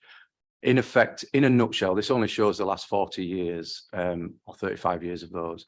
But the blue bit of the bar are hydrological events, which would be flooding, and the green lines are sort of meteorological events, which would be storms. So not necessarily that they would produce an impact, it's just that they are becoming more frequent, but certainly the frequency and severity of flooding events it's very safe to say that they are becoming more frequent and more extreme. And the work that we do has to try and deal with that in the present day, but obviously build the infrastructure that's resilient for the future as well, and how we adapt over time to the impacts of climate change. And I've touched on that a little bit later in the slides. Next one, please. So coming back to the sort of day job, what we do is report annually on sort of number of incidents that we manage through the city. 2022 and into the first part of this year has been relatively kind to us. And I think that's allowed us to get on with a lot more proactive work, but we do deal with the reactive nature of flooding. So rainfall does dictate what happens in flood risk management, and that can affect the revenue money that we spend on maintenance activities, but clearly it affects a lot of the contact that we have with your constituents and the people in communities around the city. We have a team that's very directly linked in to people that are affected by flooding, but quite often it's infrastructure impacts as well. So we get a lot of incidences where we've got access routes, roads, and the infrastructure that the city needs to function are affected by flooding. So it's not just properties. The squiggly sort of orange line on the left-hand side there is long-term average rainfall for the east and northeast of England. And then the blue sort of bars are Leeds average. So we have a system called Map Rain. So we get quite detailed historic and forecast rainfall data that we use to sort of plan our activities. The one on the right, the picture on the right there, is a sort of layout of incidents, and incidents can fall into 10 categories for us. Everything from internal flooding of a residential property, businesses affected, or highway affected, or it's just flooding of an area, but not directly incident that affects a particular property. But we capture all of those in those numbers. Clearly, a category that affects an internal property where people are out of their homes for 6 to 9 months, probably more, you know, that they take a lot more investigation time and they take a lot more of our time, but they're all represented in single numbers here. So it doesn't quite tell the full picture, but it was just to give you an indication. Next one, please. Thank you. This is a lot of what we do. We use geographic mapping to plot that work. And we gather as much data as we can because it helps us to paint a picture of the risk, and it helps us to paint a picture of the case we need to make when we go for funding to try and provide solutions. So this is a picture of sort of the triangles are the full year of incidents, and you can see that by and large there is just a very widespread geographic representation of incidents. So we get a lot of surface water flooding incidents that are very localized. They're not, the incidents we deal with are not necessarily congregated around rivers, main rivers. We work very closely with the Environment Agency, who have the statutory sort of role and responsibility around main rivers. But Leeds is quite unique nationally in that we have a delegated authority from the Environment Agency to manage main rivers. So that counts for both parts of the wharf, small parts of the wharf around Otley, but actually comprehensively covers the River Aire from where it leaves Bradford to where it leaves the city on its way down to Wakefield. And that's quite unique around the country. So that means that we can build flood schemes, we can maintain and operate those flood schemes under the powers that the Environment Agency has under the Water Resources Act. Next one, please. Planning is a particularly large focus of our work. It's a statutory function that we are a consultee on all major planning applications. We actually consult and provide a technical response to all planning applications. Not all local authorities do that, but we do them on them all, because what we find is that sort of minor applications can quite often be major contributors to localized flooding problems. So we do take a very proactive approach. It just means it's very resource heavy, and we do, like many council services, we do struggle to retain technical staff and recruit technical staff, but this is quite a big function for us. By and large, the line in the middle that's got 150 next to it, that is fairly consistently the number of planning applications that we get in on average. So the total number there is the monthly figure for the number of planning applications that we provide technical assurance for. So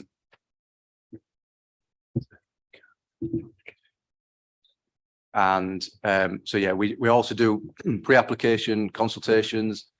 We also do the orange line there are majors.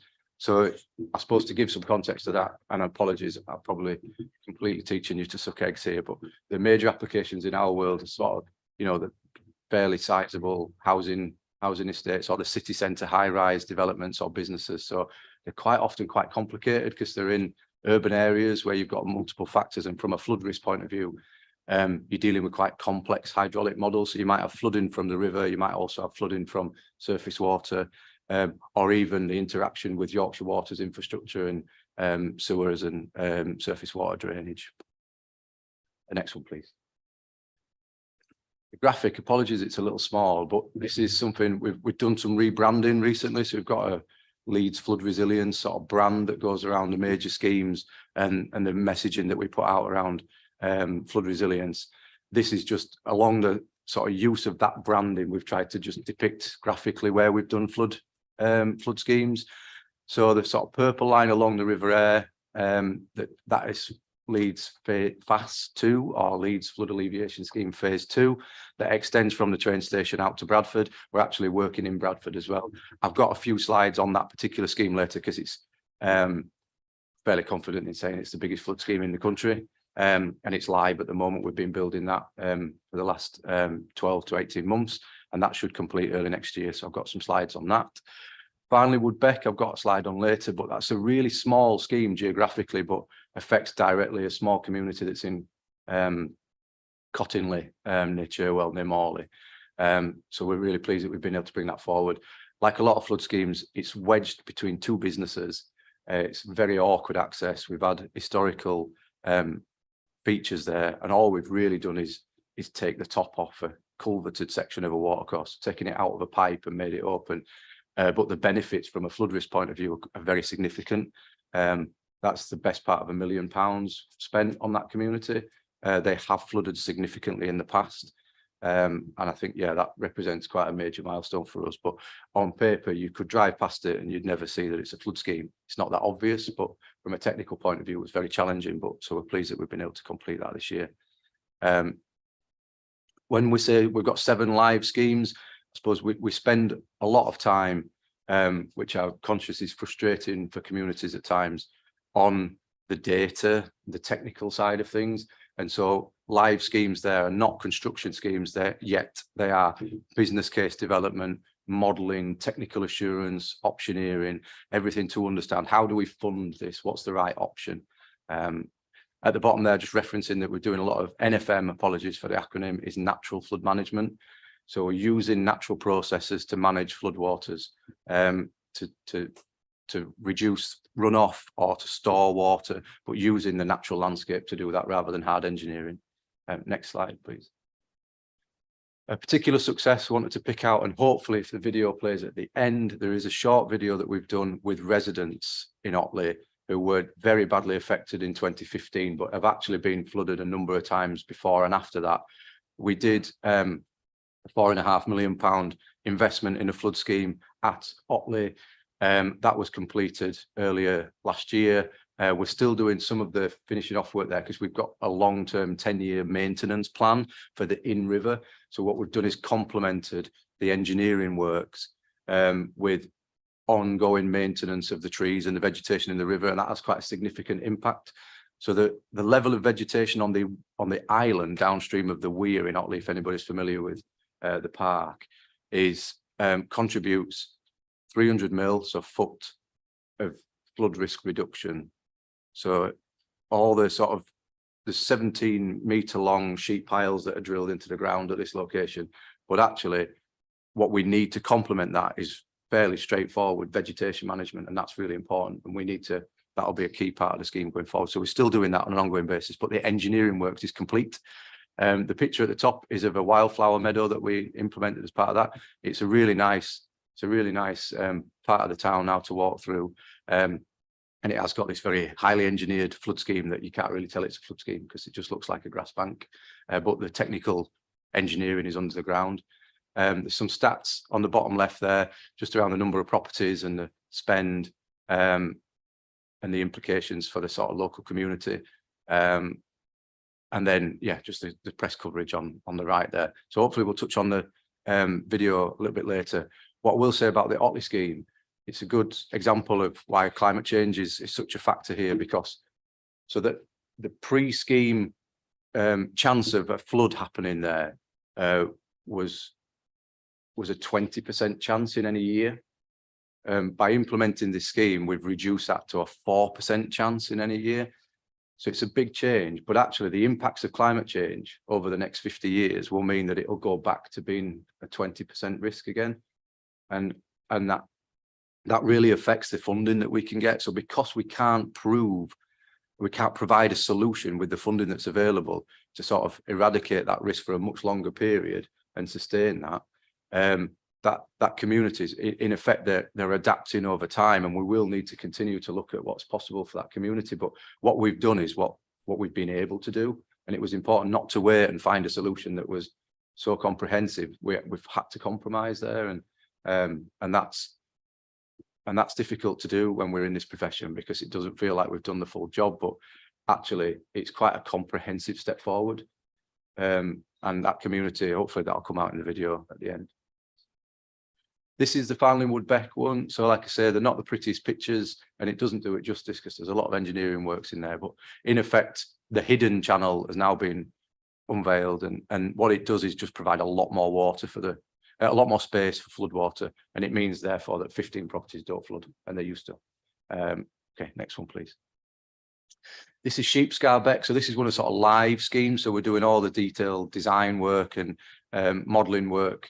So Sheepscar Beck runs through from it's the bottom of the mean Woodbeck catchment. So it comes down through that valley and outfalls into the River where Crown Point Weir is, so where the Armouries is. It's very urbanised. It's through culverts. It's lots of walls. And as you can see from the picture on the right, the walls are of varied construction. It's probably like the polite way to say they're not in great shape. So we've got quite a comprehensive sort of scheme that's largely maintenance, but capital heavy duty maintenance, rebuilding walls, underpinning walls, making sure that the condition of all the assets in that area are at a position where they won't fail. And therefore, if we were to get failures of walls, and we've had that in the past, it massively increases flood risk in that area. You've got lots of businesses in this part of the city, and there are plans for regenerating Mabgate and this part of the city, and hopefully our works will enable that to come forward like it has in other parts. The picture at the top is of Nostrop Weir, which is part of Leeds Fast Phase 1. That was during construction. The pictures on the bottom are of our contractors. We've got underwater divers in the water there, and also the safety boat. Replacing that little greeny blue box in the bottom right is called an inclinometer, and it's a small piece of kit. Considering that's a £50 million scheme, that small piece of kit is pretty much the most important piece of kit on the scheme, and it tells us exactly the height of the weirs, so we can move the weirs on phase 1. So ordinarily they're in the upright position and they're held upright by big rubber bladders. So they're filled with compressed air, and they lever up a steel plate, and they allow the river to be navigable through the city centre. So it maintains navigation by keeping the level of the river high, artificially high. In a flood, we need that space back, so we drop the weirs down, and that creates space for floodwaters in the city centre. So the height of the weir is critical to the way that we operate the scheme, and we do that physically, as in we visit site and we press buttons and we let the air out, and we have a team on standby 24/7 that do that all year round. This is maintenance work to make sure that that very important piece of kit is working.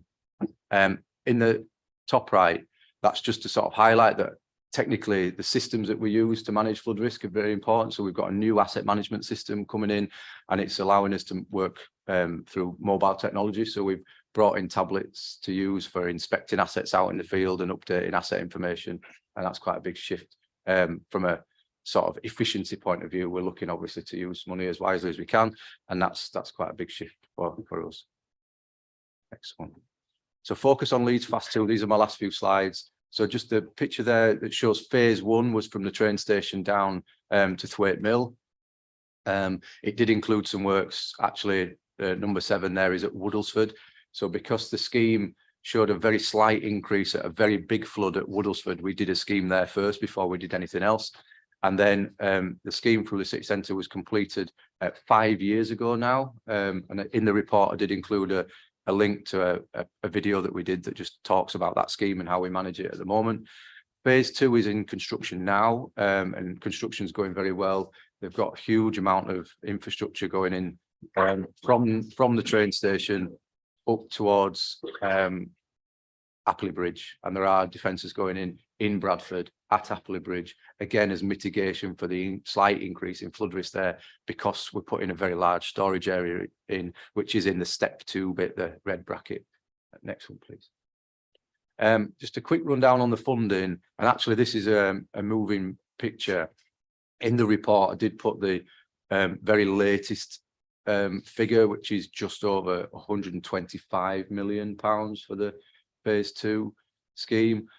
Largely the increase from the 112 sort of business case figure is inflation, but there are also a number of changes that are expected just because it's a huge engineering scheme spread over 8 kilometres. So ground conditions, historic structures, there's lots of challenges there. But yeah, the team are doing an excellent job of trying to get that over the line for early next year. Next one, please. This just shows the sort of phasing of phase 2. That's not a bit confusing. So different zones that we take. So the zone in the bottom right is next to the train station and is largely complete. Actually, we're expecting a sort of health and safety file on that fairly soon. And then each of those zones do work in conjunction with one another. So we're not in a position where we could complete any particular bit in advance of the others because we've got to manage the floodwaters holistically. So if we've got one section complete, floodwaters could escape the river in a large flood in another section and affect that section that we think we've completed. So they're not unique, they are interlinked hydraulically when the river's in flood. So it's quite a complex sequencing of completing the scheme. The one in the top left is in Appley Bridge, and there are works there to protect properties there and infrastructure there. The yellow one, zone, I think it's 14, is a very large storage area that I've got an animation for in a second. Next one, please. So these are just some pictures of progress. The bottom 2 pictures are that there's a new control structure. So in effect, the valley bottom between Rodley and Appley Bridge. So we've called that Carveley. I know Carveley's on a hill, but that's what we've called that Carveley. And the river naturally comes through the valley bottom, and we will put a large embankment with a big steel gate on the bottom that will lay flat normally, and that will sit inside that big concrete structure. It's really difficult to gauge the scale. Both Gary and myself have been stood inside that cofferdam during construction, and it's huge. It's 20 meters across. So there will be 2 gates in there, both 10 meters wide, and they will lift up in a flood. So when we get to what we would call a 100-year flood, so that's like a flood that's got a 1% chance in any year to happen, the city's protected as it is, and all the works that will be completed through Kirkstall will give the same standard of protection in the city centre right the way up through to Bradford. A bigger flood than that, the likes of which we saw on Boxing Day 2015, so more like a 200-year flood, this structure basically holds all that extra water back in that location, over 1 million cubic meters of extra space artificially created by the gates lifting up, and all of that water is held and then released slowly as the flood comes back down, so that it increases the standard of protection right through the city centre. So even the works that we completed 5 years ago downstream of the train station, the standard of protection there is uplifted. So it's an increase to the works that we did a few years ago with this work. Oh, it's working. There we go. Okay. So this is an animation that we've done. This is the storage area. So you've got the railway line runs through the valley bottom, and to the left of that line, basically the natural valley bottom is already flooded in a flood now. What we will do is increase that depth, the storage area that can be utilised. So that's the river. We sort of the little graphic in the top right.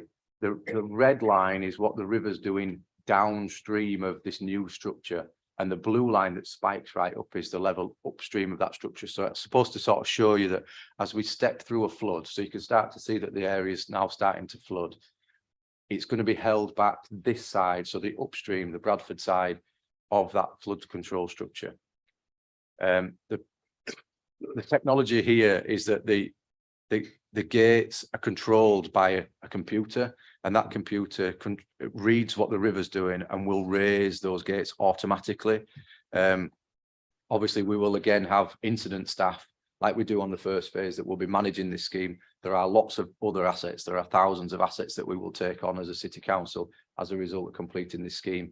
This is the very swish, comprehensive one that we're going to build, and it's new technology to us. So this, rather than using compressed air like the scheme in the city centre uses, this will use hydraulic rams, so huge hydraulic arms that will push the weir gates up in a flood, and it will hold all that excess water back upstream. In the top right, you'll see there's like blocks on the concrete bed, on the riverbed, that's actually to provide fish passage through the structure. So we also have to manage the engineering works alongside all the environmental legislation as well.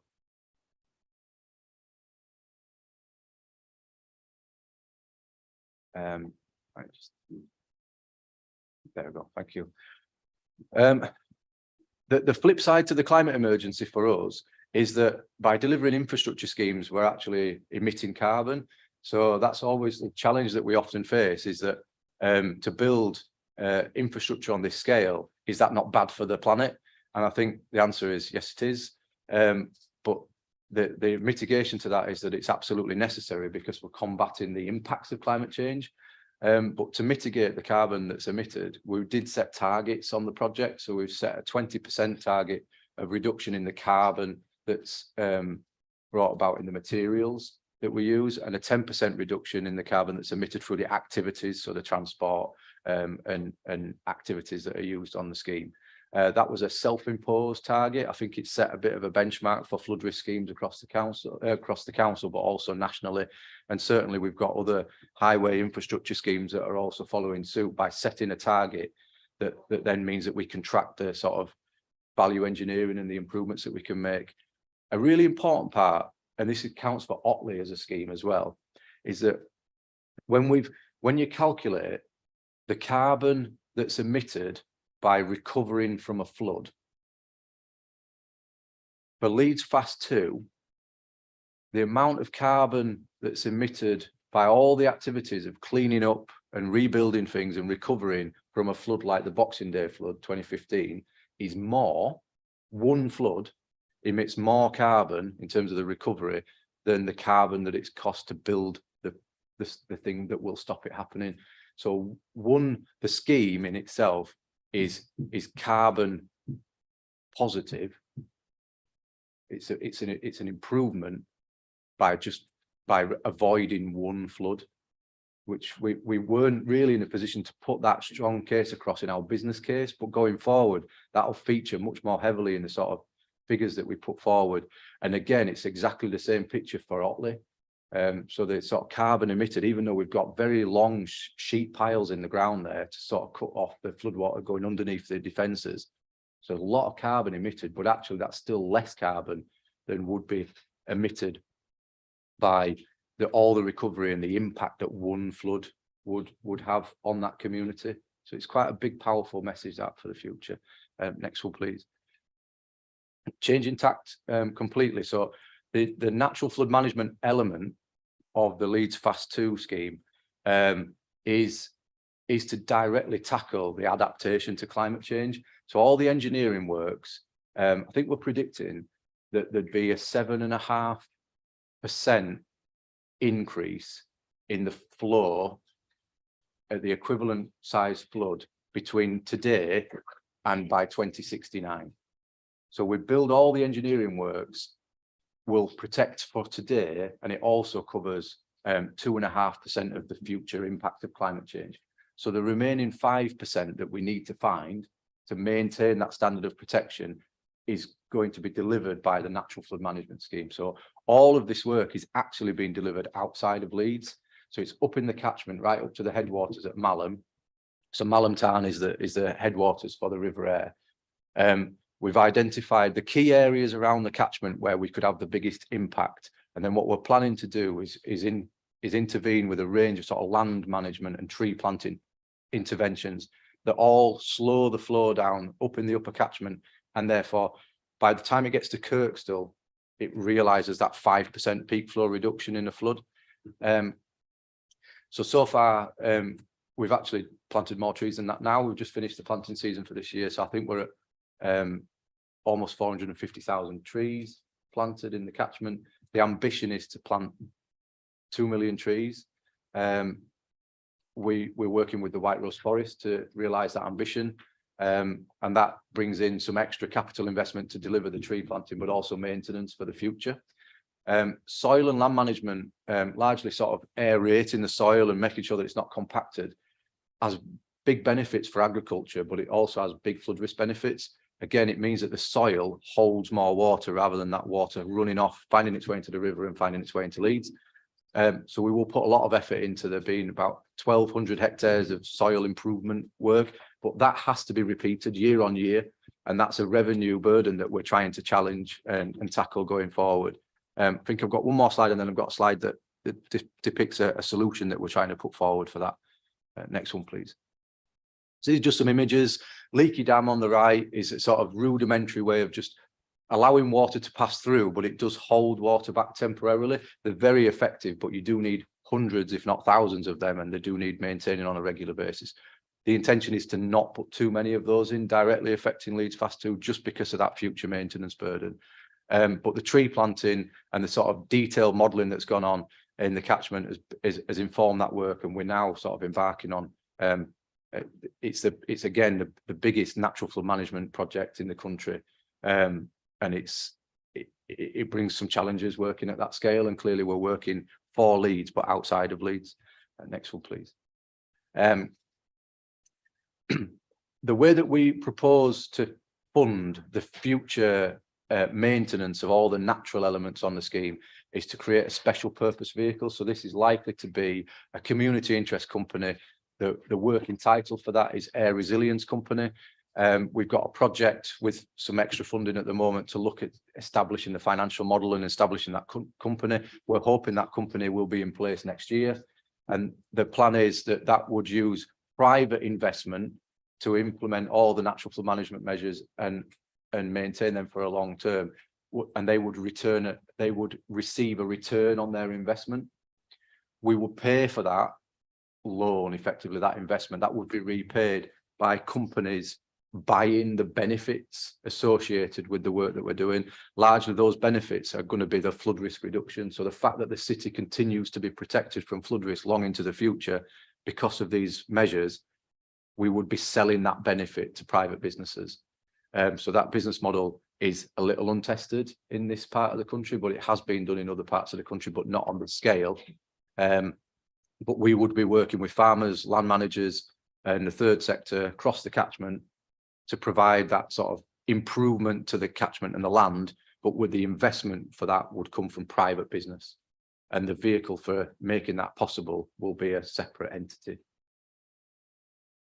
And that's just an infographic that covers sort of some of the key stats around Leeds Fast 2. So as well as directly protecting homes and businesses, it does unlock a lot of land for development. It better protects infrastructure, key infrastructure like the railway line that runs up the valley, bridges, Kirkstall Road, the railway station itself in the city centre. And we are proposing to be complete and operational by early next year.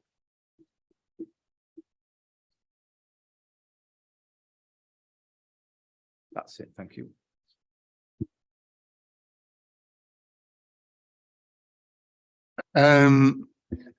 Jonathan, that's been a very, very fascinating and lengthy presentation. And I know that I asked for this video maybe to be made available, but I think I'm going to move to questions and comments from members, and then maybe at the end we will potentially watch the video.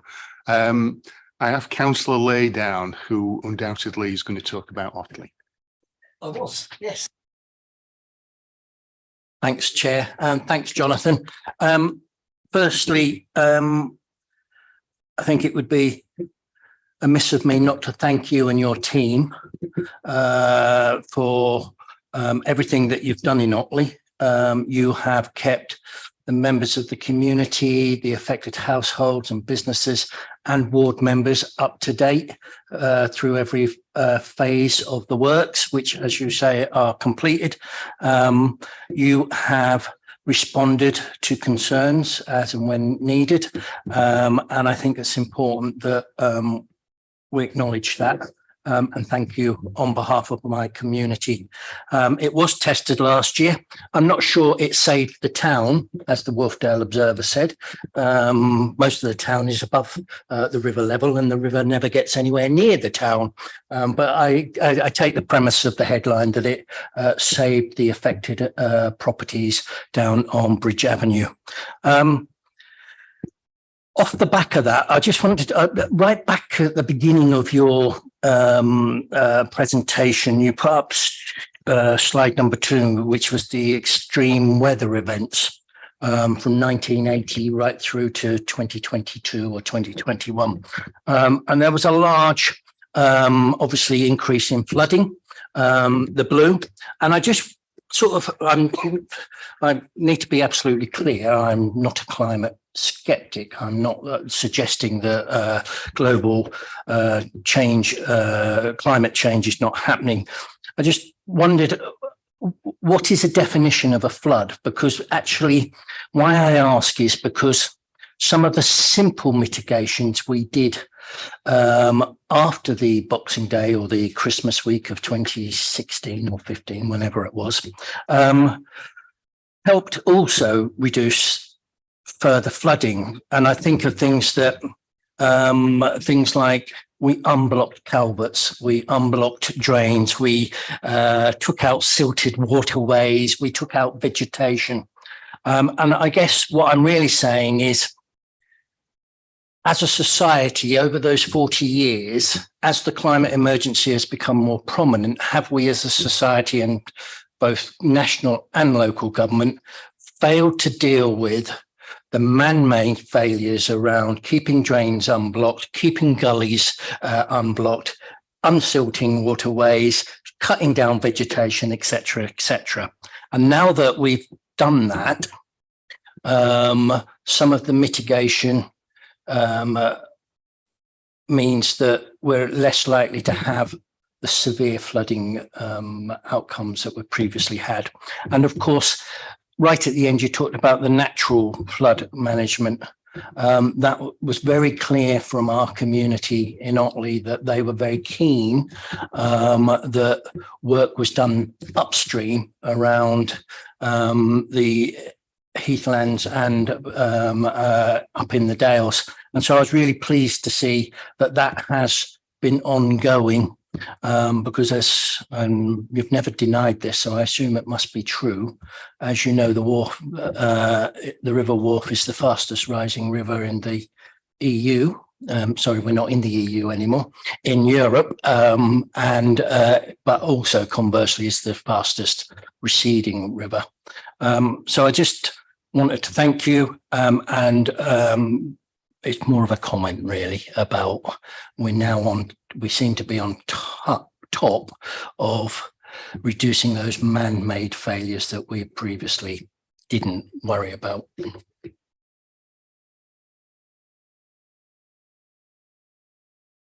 Yeah, I think the key point I take from that is that we do the interventions that we put in terms of new schemes, but also just existing infrastructure has to be maintained.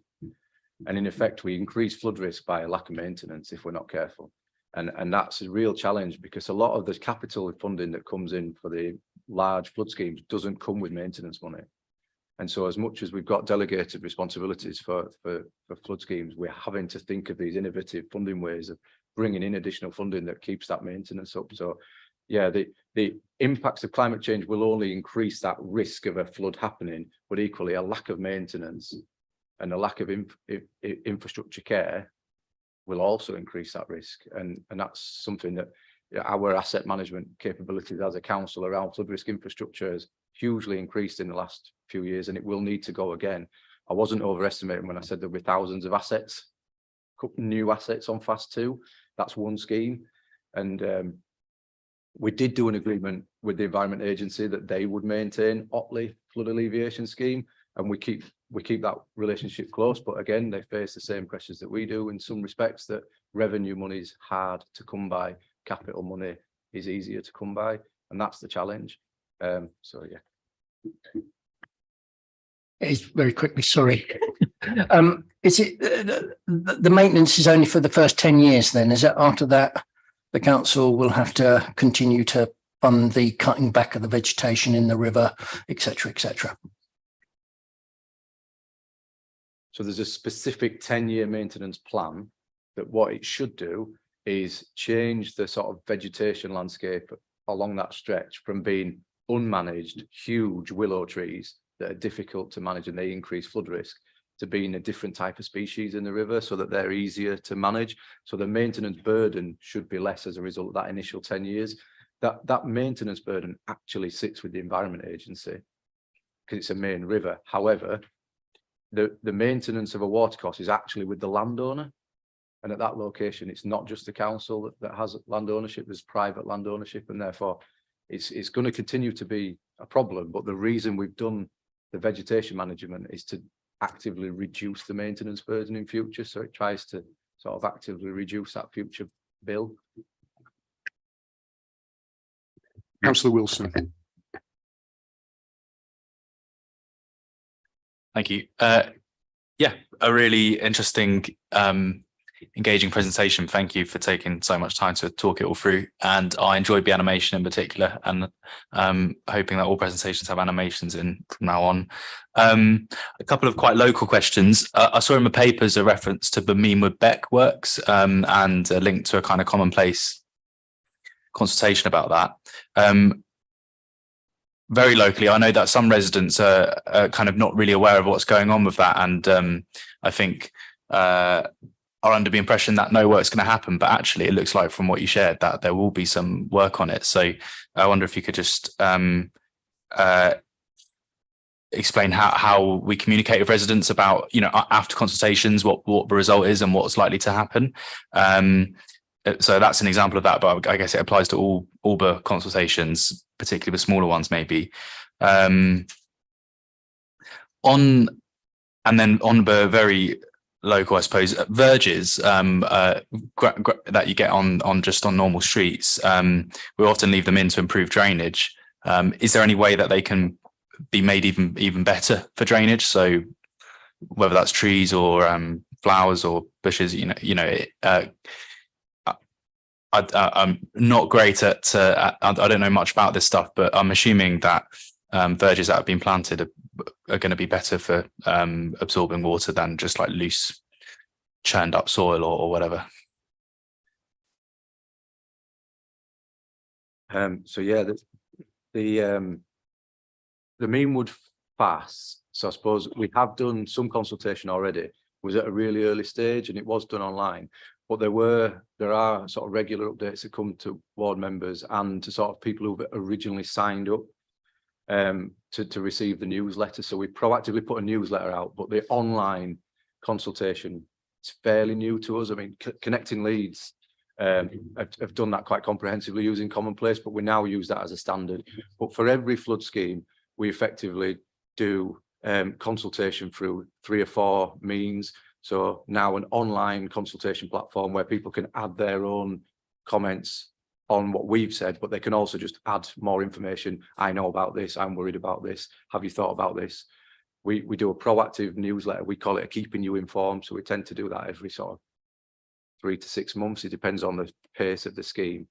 But then we do specific, as Councillor Lay said, we did a lot of this in Otley because the scheme was just at that stage where we were in person, we were in the community, and we were there to be asked questions of. And we tend to sort of try and do that with ward members in terms of finding out where's the best place to go, what's the best timing to do this, what sort of appetite is there to do that event. Meanwood FAS is probably at a point where I would say in about 6 months' time, we'd be doing a more detailed consultation on the sort of options. So we've been in the background. I've just signed off the commission for the next phase of the modelling. So they will take the sort of rough options and do more detailed assessment of how feasible they are. Could we afford to do it? Practically, does it make a difference? But we have got, I think, 6 locations we're considering for storage areas. Nothing on the scale of what you saw in the animation, but same principle. You know, it would store water when it needs to. Excuse me, my voice is going. Grass verges. We've done a pilot scheme with Yorkshire Water on, I think it's called Roman Avenue around it. So effectively took the area around a standard sort of urban street and then put sustainable urban drainage in there. So retrofit of a sustainable urban drainage, which I suppose is exactly what you've said, Councillor Wilson, in terms of a better than a verge. It's not just grass that's probably sat on clay. It's actually a sort of greened up engineered solution that manages the water in that location. It'd be brilliant to do that everywhere. But at the moment we're sort of just piloting, like there's lots of different factors to consider, isn't there? Parking and maintenance and how effective that sort of solution is. I've put it in the report, but I didn't touch on it in the slides as such. But there's a fairly major change to the legislation coming in April 24 around sustainable urban drainage. So there was a section of the Flood and Water Management Act that was created in 2010, and Schedule 3 has never been enacted, and that's all about sustainable urban drainage, and actually would give the local authority additional planning powers to bring that forward. So it's in consultation with DEFRA at the moment, but it's fairly likely to happen. It's 10 years late, and so therefore we fight tooth and nail to get sustainable urban drainage on every development, and we really struggle at the moment because it's not mandatory, and it would be in future. They wouldn't be able to put a spade in the ground without having their SUD scheme signed off, and at the moment it's quite often conditioned through planning, so it really strengthens our position on sustainable drainage. So things like that, getting the best out of the infrastructure in the city, we've got a lot more teeth going forward than we've had. But a lot of highway schemes now are doing sustainable urban drainage as part of their design, and that hasn't been the case, you know, in the past. But we've seen big moves forward. I know it's a recent completed, but E-Law is a great example of this very extensive sustainable urban drainage that's done as part of the scheme, and that's, you know, that's what we'd love to see on every scheme. Councillor Alderson. Thank you, Chair. Sorry, pardon me. Councillor Hamilton. Sorry. Thanks, Chair. Jonathan, on the appendix, you've got feasibility 2032 for Potter Newton. That seems a very long time, because those residents have issues with the runoff water and flooding over the years. So why is that scheme going to be not happening till 2032?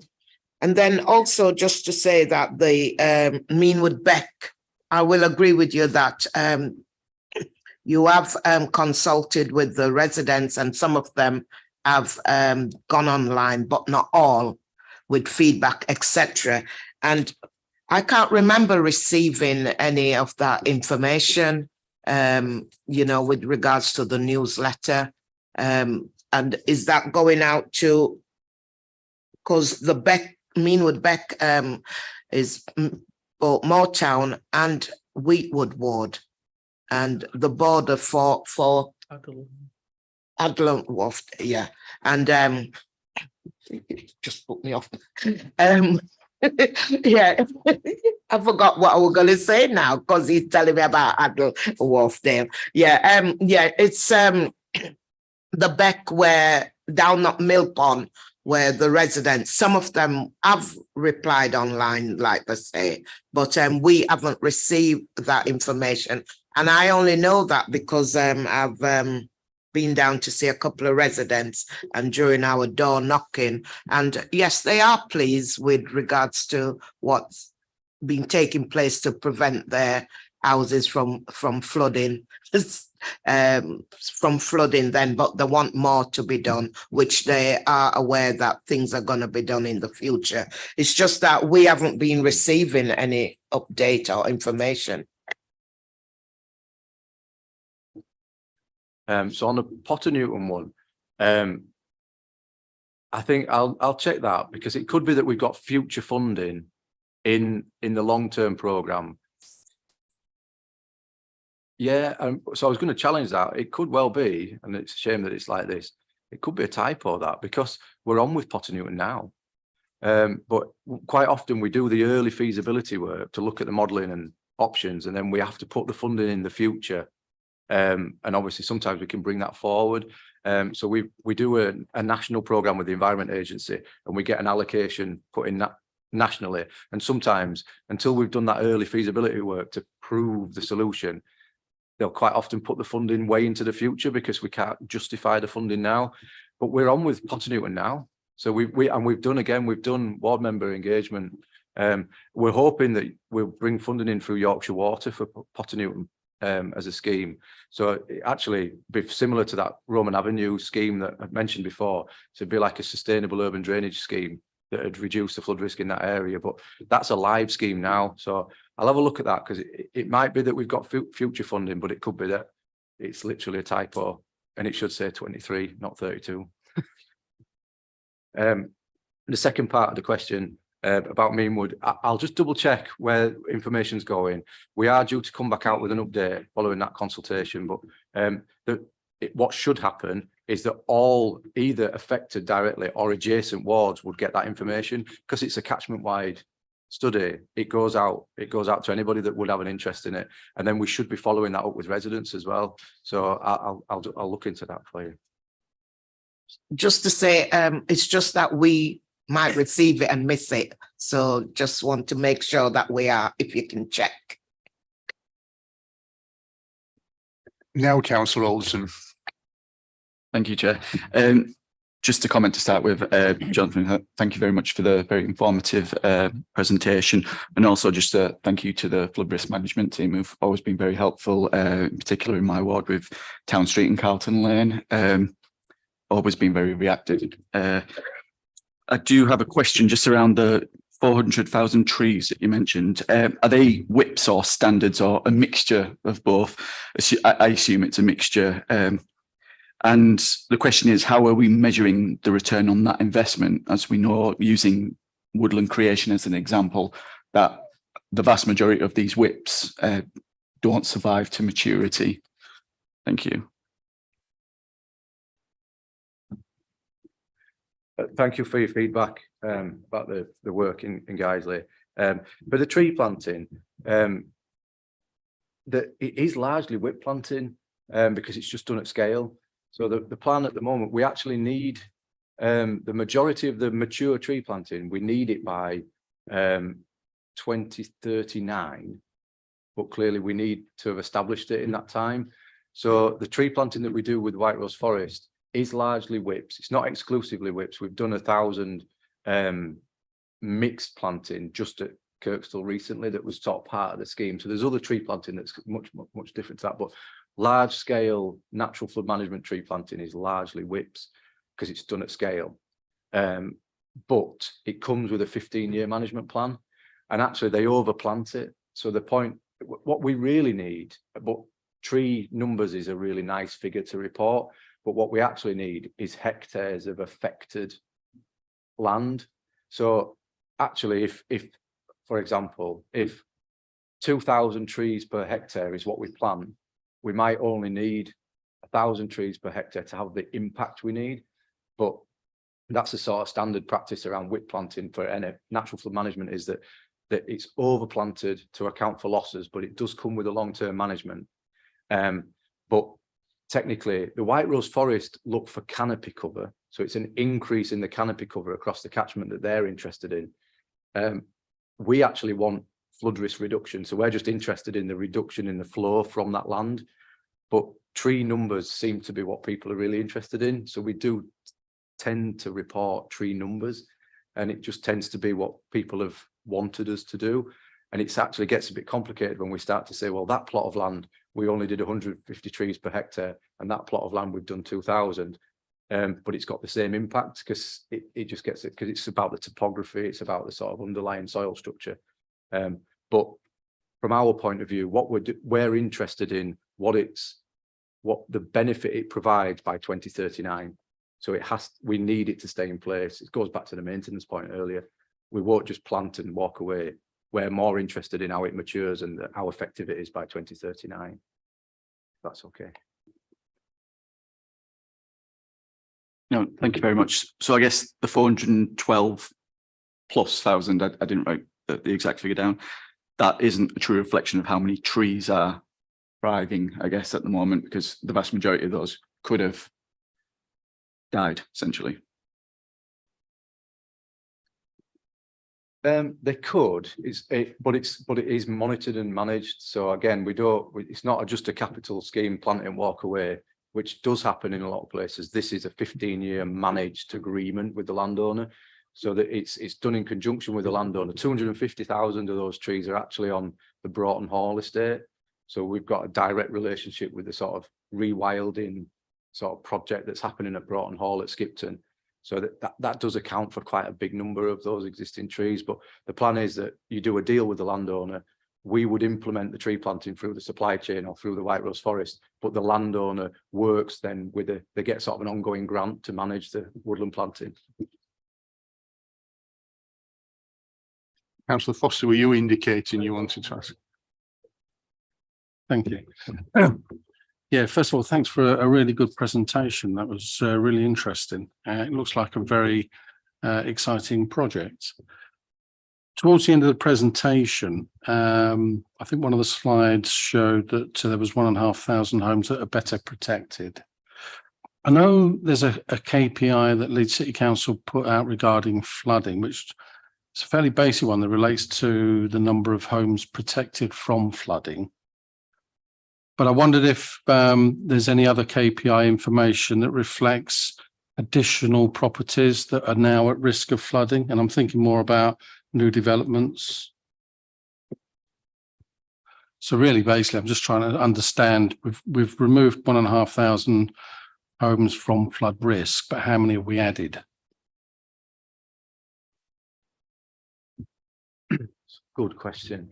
So yeah, we have a KPI that reports homes and businesses that are better protected. And what we do is we report on that's through particular schemes, but it's also through just if there's an improvement to that picture, we would add that to that reporting mechanism. But there's then, I suppose, we don't actively, and we don't actively report the difference in the properties that are at risk from our latest understanding.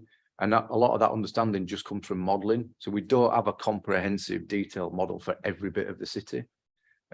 Largely they're done in conjunction with the Environment Agency. We've taken an approach in Leeds that we would model catchments at a time. So Meanwood catchment or Wortley Beck catchment is quite a big project that's coming through. So we have a better understanding. What's happened, we did a White Beck project a few years ago, and the modelling, because we had a better understanding of the risk, it removed loads of properties from the flood zone just by doing the modelling work. But we didn't report that through that mechanism because we didn't implement a scheme that did that. We reported on the 35 properties that were affected by the fact that we protected them through a scheme. But technically, and the same happened at Mickletown, when we did the modelling and we got a better understanding of the risk, there were properties that came out of the flood zone because the flood zone shrunk because we had a better understanding of the risk. On Wortley Beck, we've just redone the model recently, and that has actually increased the area that's at flood risk in terms of it was always at risk. We just didn't know that because the modelling didn't show it. And it's quite a comprehensive change. And so I suppose to answer the question, we don't report on that, but we do monitor that. We're working on that all the time, like sort of understanding of risk across the city. But I suppose we could show that. But there's sort of nuance of climate change is increasing the risk in communities all the time. But the present day risk is changing as well because our understanding of that risk is changing. Every time we do a model, we get an updated understanding of the risk. Every model that we do does incorporate climate change. So it looks at present day risk and it looks at the risk with climate change. So sometimes you've got areas, for example, the sort of extreme bits of Holbeck where present day risk, they're not in the flood zone, but with the climate change, they will be at risk. And that work is being undertaken under the strategic flood risk assessment that we're working on with the planning teams at the moment. So there'll be a new strategic flood risk assessment for the city that shows that in more detail. It'll be an interactive live map that will show you the difference between present day risk and risk with climate change. But again, it's only as good as the modelling data, and we don't have a citywide perfect model. We're doing it where we can, where we've got money for schemes.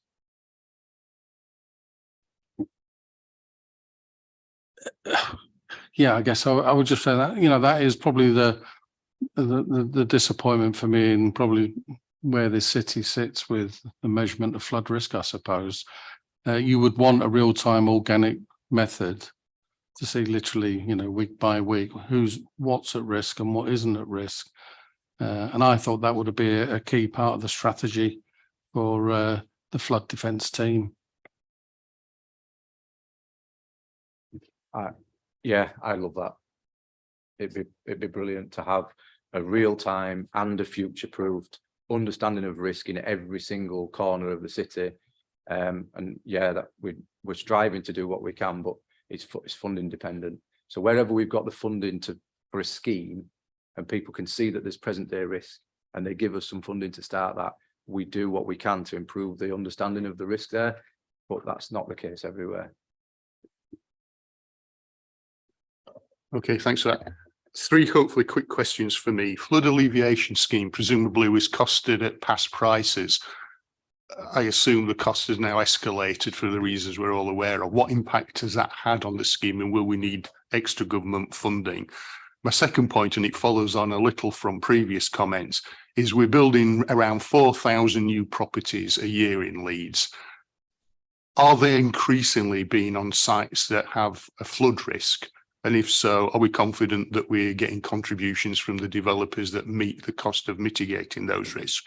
And my final point, which is probably a little bit more difficult to respond to, is we are aware that Yorkshire Water, like so many privatised water companies, are spewing out huge amounts of effluent, shit as they call it, where I come from, into our rivers, which is bad enough. But when that coincides with flooding in an area, that means that people's homes and businesses have been contaminated with effluent. And I suppose my question is, what responsibilities do Yorkshire Water have for contributing towards flood risk alleviation, and what resource are they putting into it?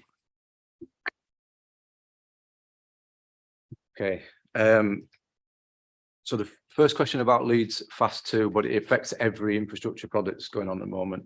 I think we're seeing unprecedented levels of inflation, and it's a real challenge.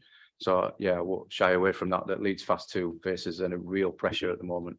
So we have been into government. We have received £12.5 million of additional funding to sort of trying to mitigate those increased costs on the scheme. But I had a quick slide up there that just runs through it very quickly. But there's everything around just actually the increase in wages and the supply chain costs, fuel, steel prices have gone through the roof, concrete prices have gone through the roof. The project has tried to do what it can to sort of like reuse steel. So where it's got steel that it's used, sheet piles for cofferdams for temporary structures, it's then reused them in the permanent works elsewhere. But even that, we think the best estimate at the moment is £12.5 million inflation cost, but we're still on site and inflation's not gone back down. But we have actively gone to government directly. So that funding came through Bays. There's an ongoing conversation with the Environment Agency about rising costs on the project, and we're having we're actually having weekly commercial meetings with the project team at the moment, because it's a big scheme. It's £125 million as it is. So there's a lot of infrastructure. There's another £40 million to spend on the scheme.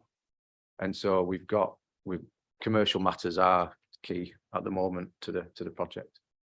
The second one around new development, I genuinely stand behind this, and I know I say this in a lot of forums, and it's often the thing that people see new development as an increase in risk, and it's really the opposite. So the work that we do through the planning system is probably the biggest impact on flood risk that we have. So going back to your question before, Councillor Foster, about the change in risk, actually we probably do more to manage flood risk through the planning system with other people's money than we do through our own infrastructure schemes, because every new development has to meet such a high standard in terms of attenuating runoff, and it goes through a really rigorous technical appraisal. But I think generally speaking, the public don't believe that, because I think they've always associated new development with problems. The problem does come if that technical solution that they've agreed to through their design work and the planning, if they don't implement that properly, or they walk away from it and they don't maintain it, then that re-increases that risk. But the technical solution at the time, we seek huge amounts of improvement in runoff attenuation through new developments. So whereas they might be on a brownfield site and they've got to massively attenuate that. So they might, in round numbers, you might have a site that's emitting 50 litres a second off their site during a heavy rainfall event because it's undeveloped. and they need to attenuate that back to 5 litres a second greenfield runoff rate. And they have to show that they can do that technically through the planning system. So it's actually our biggest tool for improving flood risk management, particularly for surface water. It's hard to capture that, because we need them to model that impact. And so what we do is we actually just focus on reducing runoff rates, and therefore we know that that's a massive positive step forward. What it does do is mean that they quite often put that in tanks under the ground, or they're putting it in pipes. And what we'd like to see is that they do it through green infrastructure and do it through SUDs. And then it improves the sort of whole offering there, biodiversity improvement, amenity improvement. It's often difficult to win that argument because we're pressing them really hard for the flood risk reduction, but we want our cake and eat it, because we also want them to pay for the maintenance in future. We want them to pay for the ecological or green space improvement as well. But the new legislation that will come in will really challenge them to do that. The last one, Yorkshire Water. Speaking really honestly, Yorkshire Water are facing some real challenges at the moment. They've got a lot of staff have left recently. They're going through significant restructuring, but they have a really big role to play in this, because by reducing surface water that runoff that gets into their combined sewer systems, that is a big factor in contributing to why combined sewer outflows are spilling sewage untreated into rivers. It's because there's too much water. You've got clean-ish water that's fallen out of the sky, is then combined with the sewage, and means that the capacity of their system can't cope. Therefore, it has to put it in the river, and it's got a permit to do that because there's just too much water in their system. And so technically, they're not breaking any laws by doing that. But what they are doing is putting far too much sewage into the rivers because there's too much water going into their combined system. What we're really pressing them to do is invest in infrastructure that removes surface water from their system, and they have got that in their business plan. And we're hoping it will be strengthened in their next. They're going through the round of consultation on their business plan now, so they call that price review 24. So that's their business plan that had come into play in 2025. And we've been pressing them really hard on that they need to work with us on joint schemes that uses their funding alongside our funding to reduce the amount of surface water that goes into the system. And that is one of the biggest factors. Is it isn't just what they spit out into the river, it's actually the fact that that problem is caused by the water that gets from development sites and from the infrastructure into their system in the first place. And if we can remove that, they could cope with that volume of water. They could treat it properly and put it into the river when they should. So yeah, they've got a really key role to play. Sorry. Thank you, Jonathan. Maybe that aspect could be something that the successor scrutiny board next year or whenever can address in a bit more detail, and maybe we could invite Yorkshire Water to be present to contribute to the discussion. I think members would find that very helpful. I've not had any other indications of contribution, so I'm going to bring this agenda item to a close and thank Jonathan for his usual comprehensive and detailed report, which is always fascinating and always very thought-provoking. So thank you very much, Jonathan. Okay, moving on to agenda item 9, hopefully a quickie. We do have a responsibility alongside the annual report of the Scrutiny Board to produce a summary of our work over the course of the year. I don't know if anyone's got any questions or comments on the draft before you.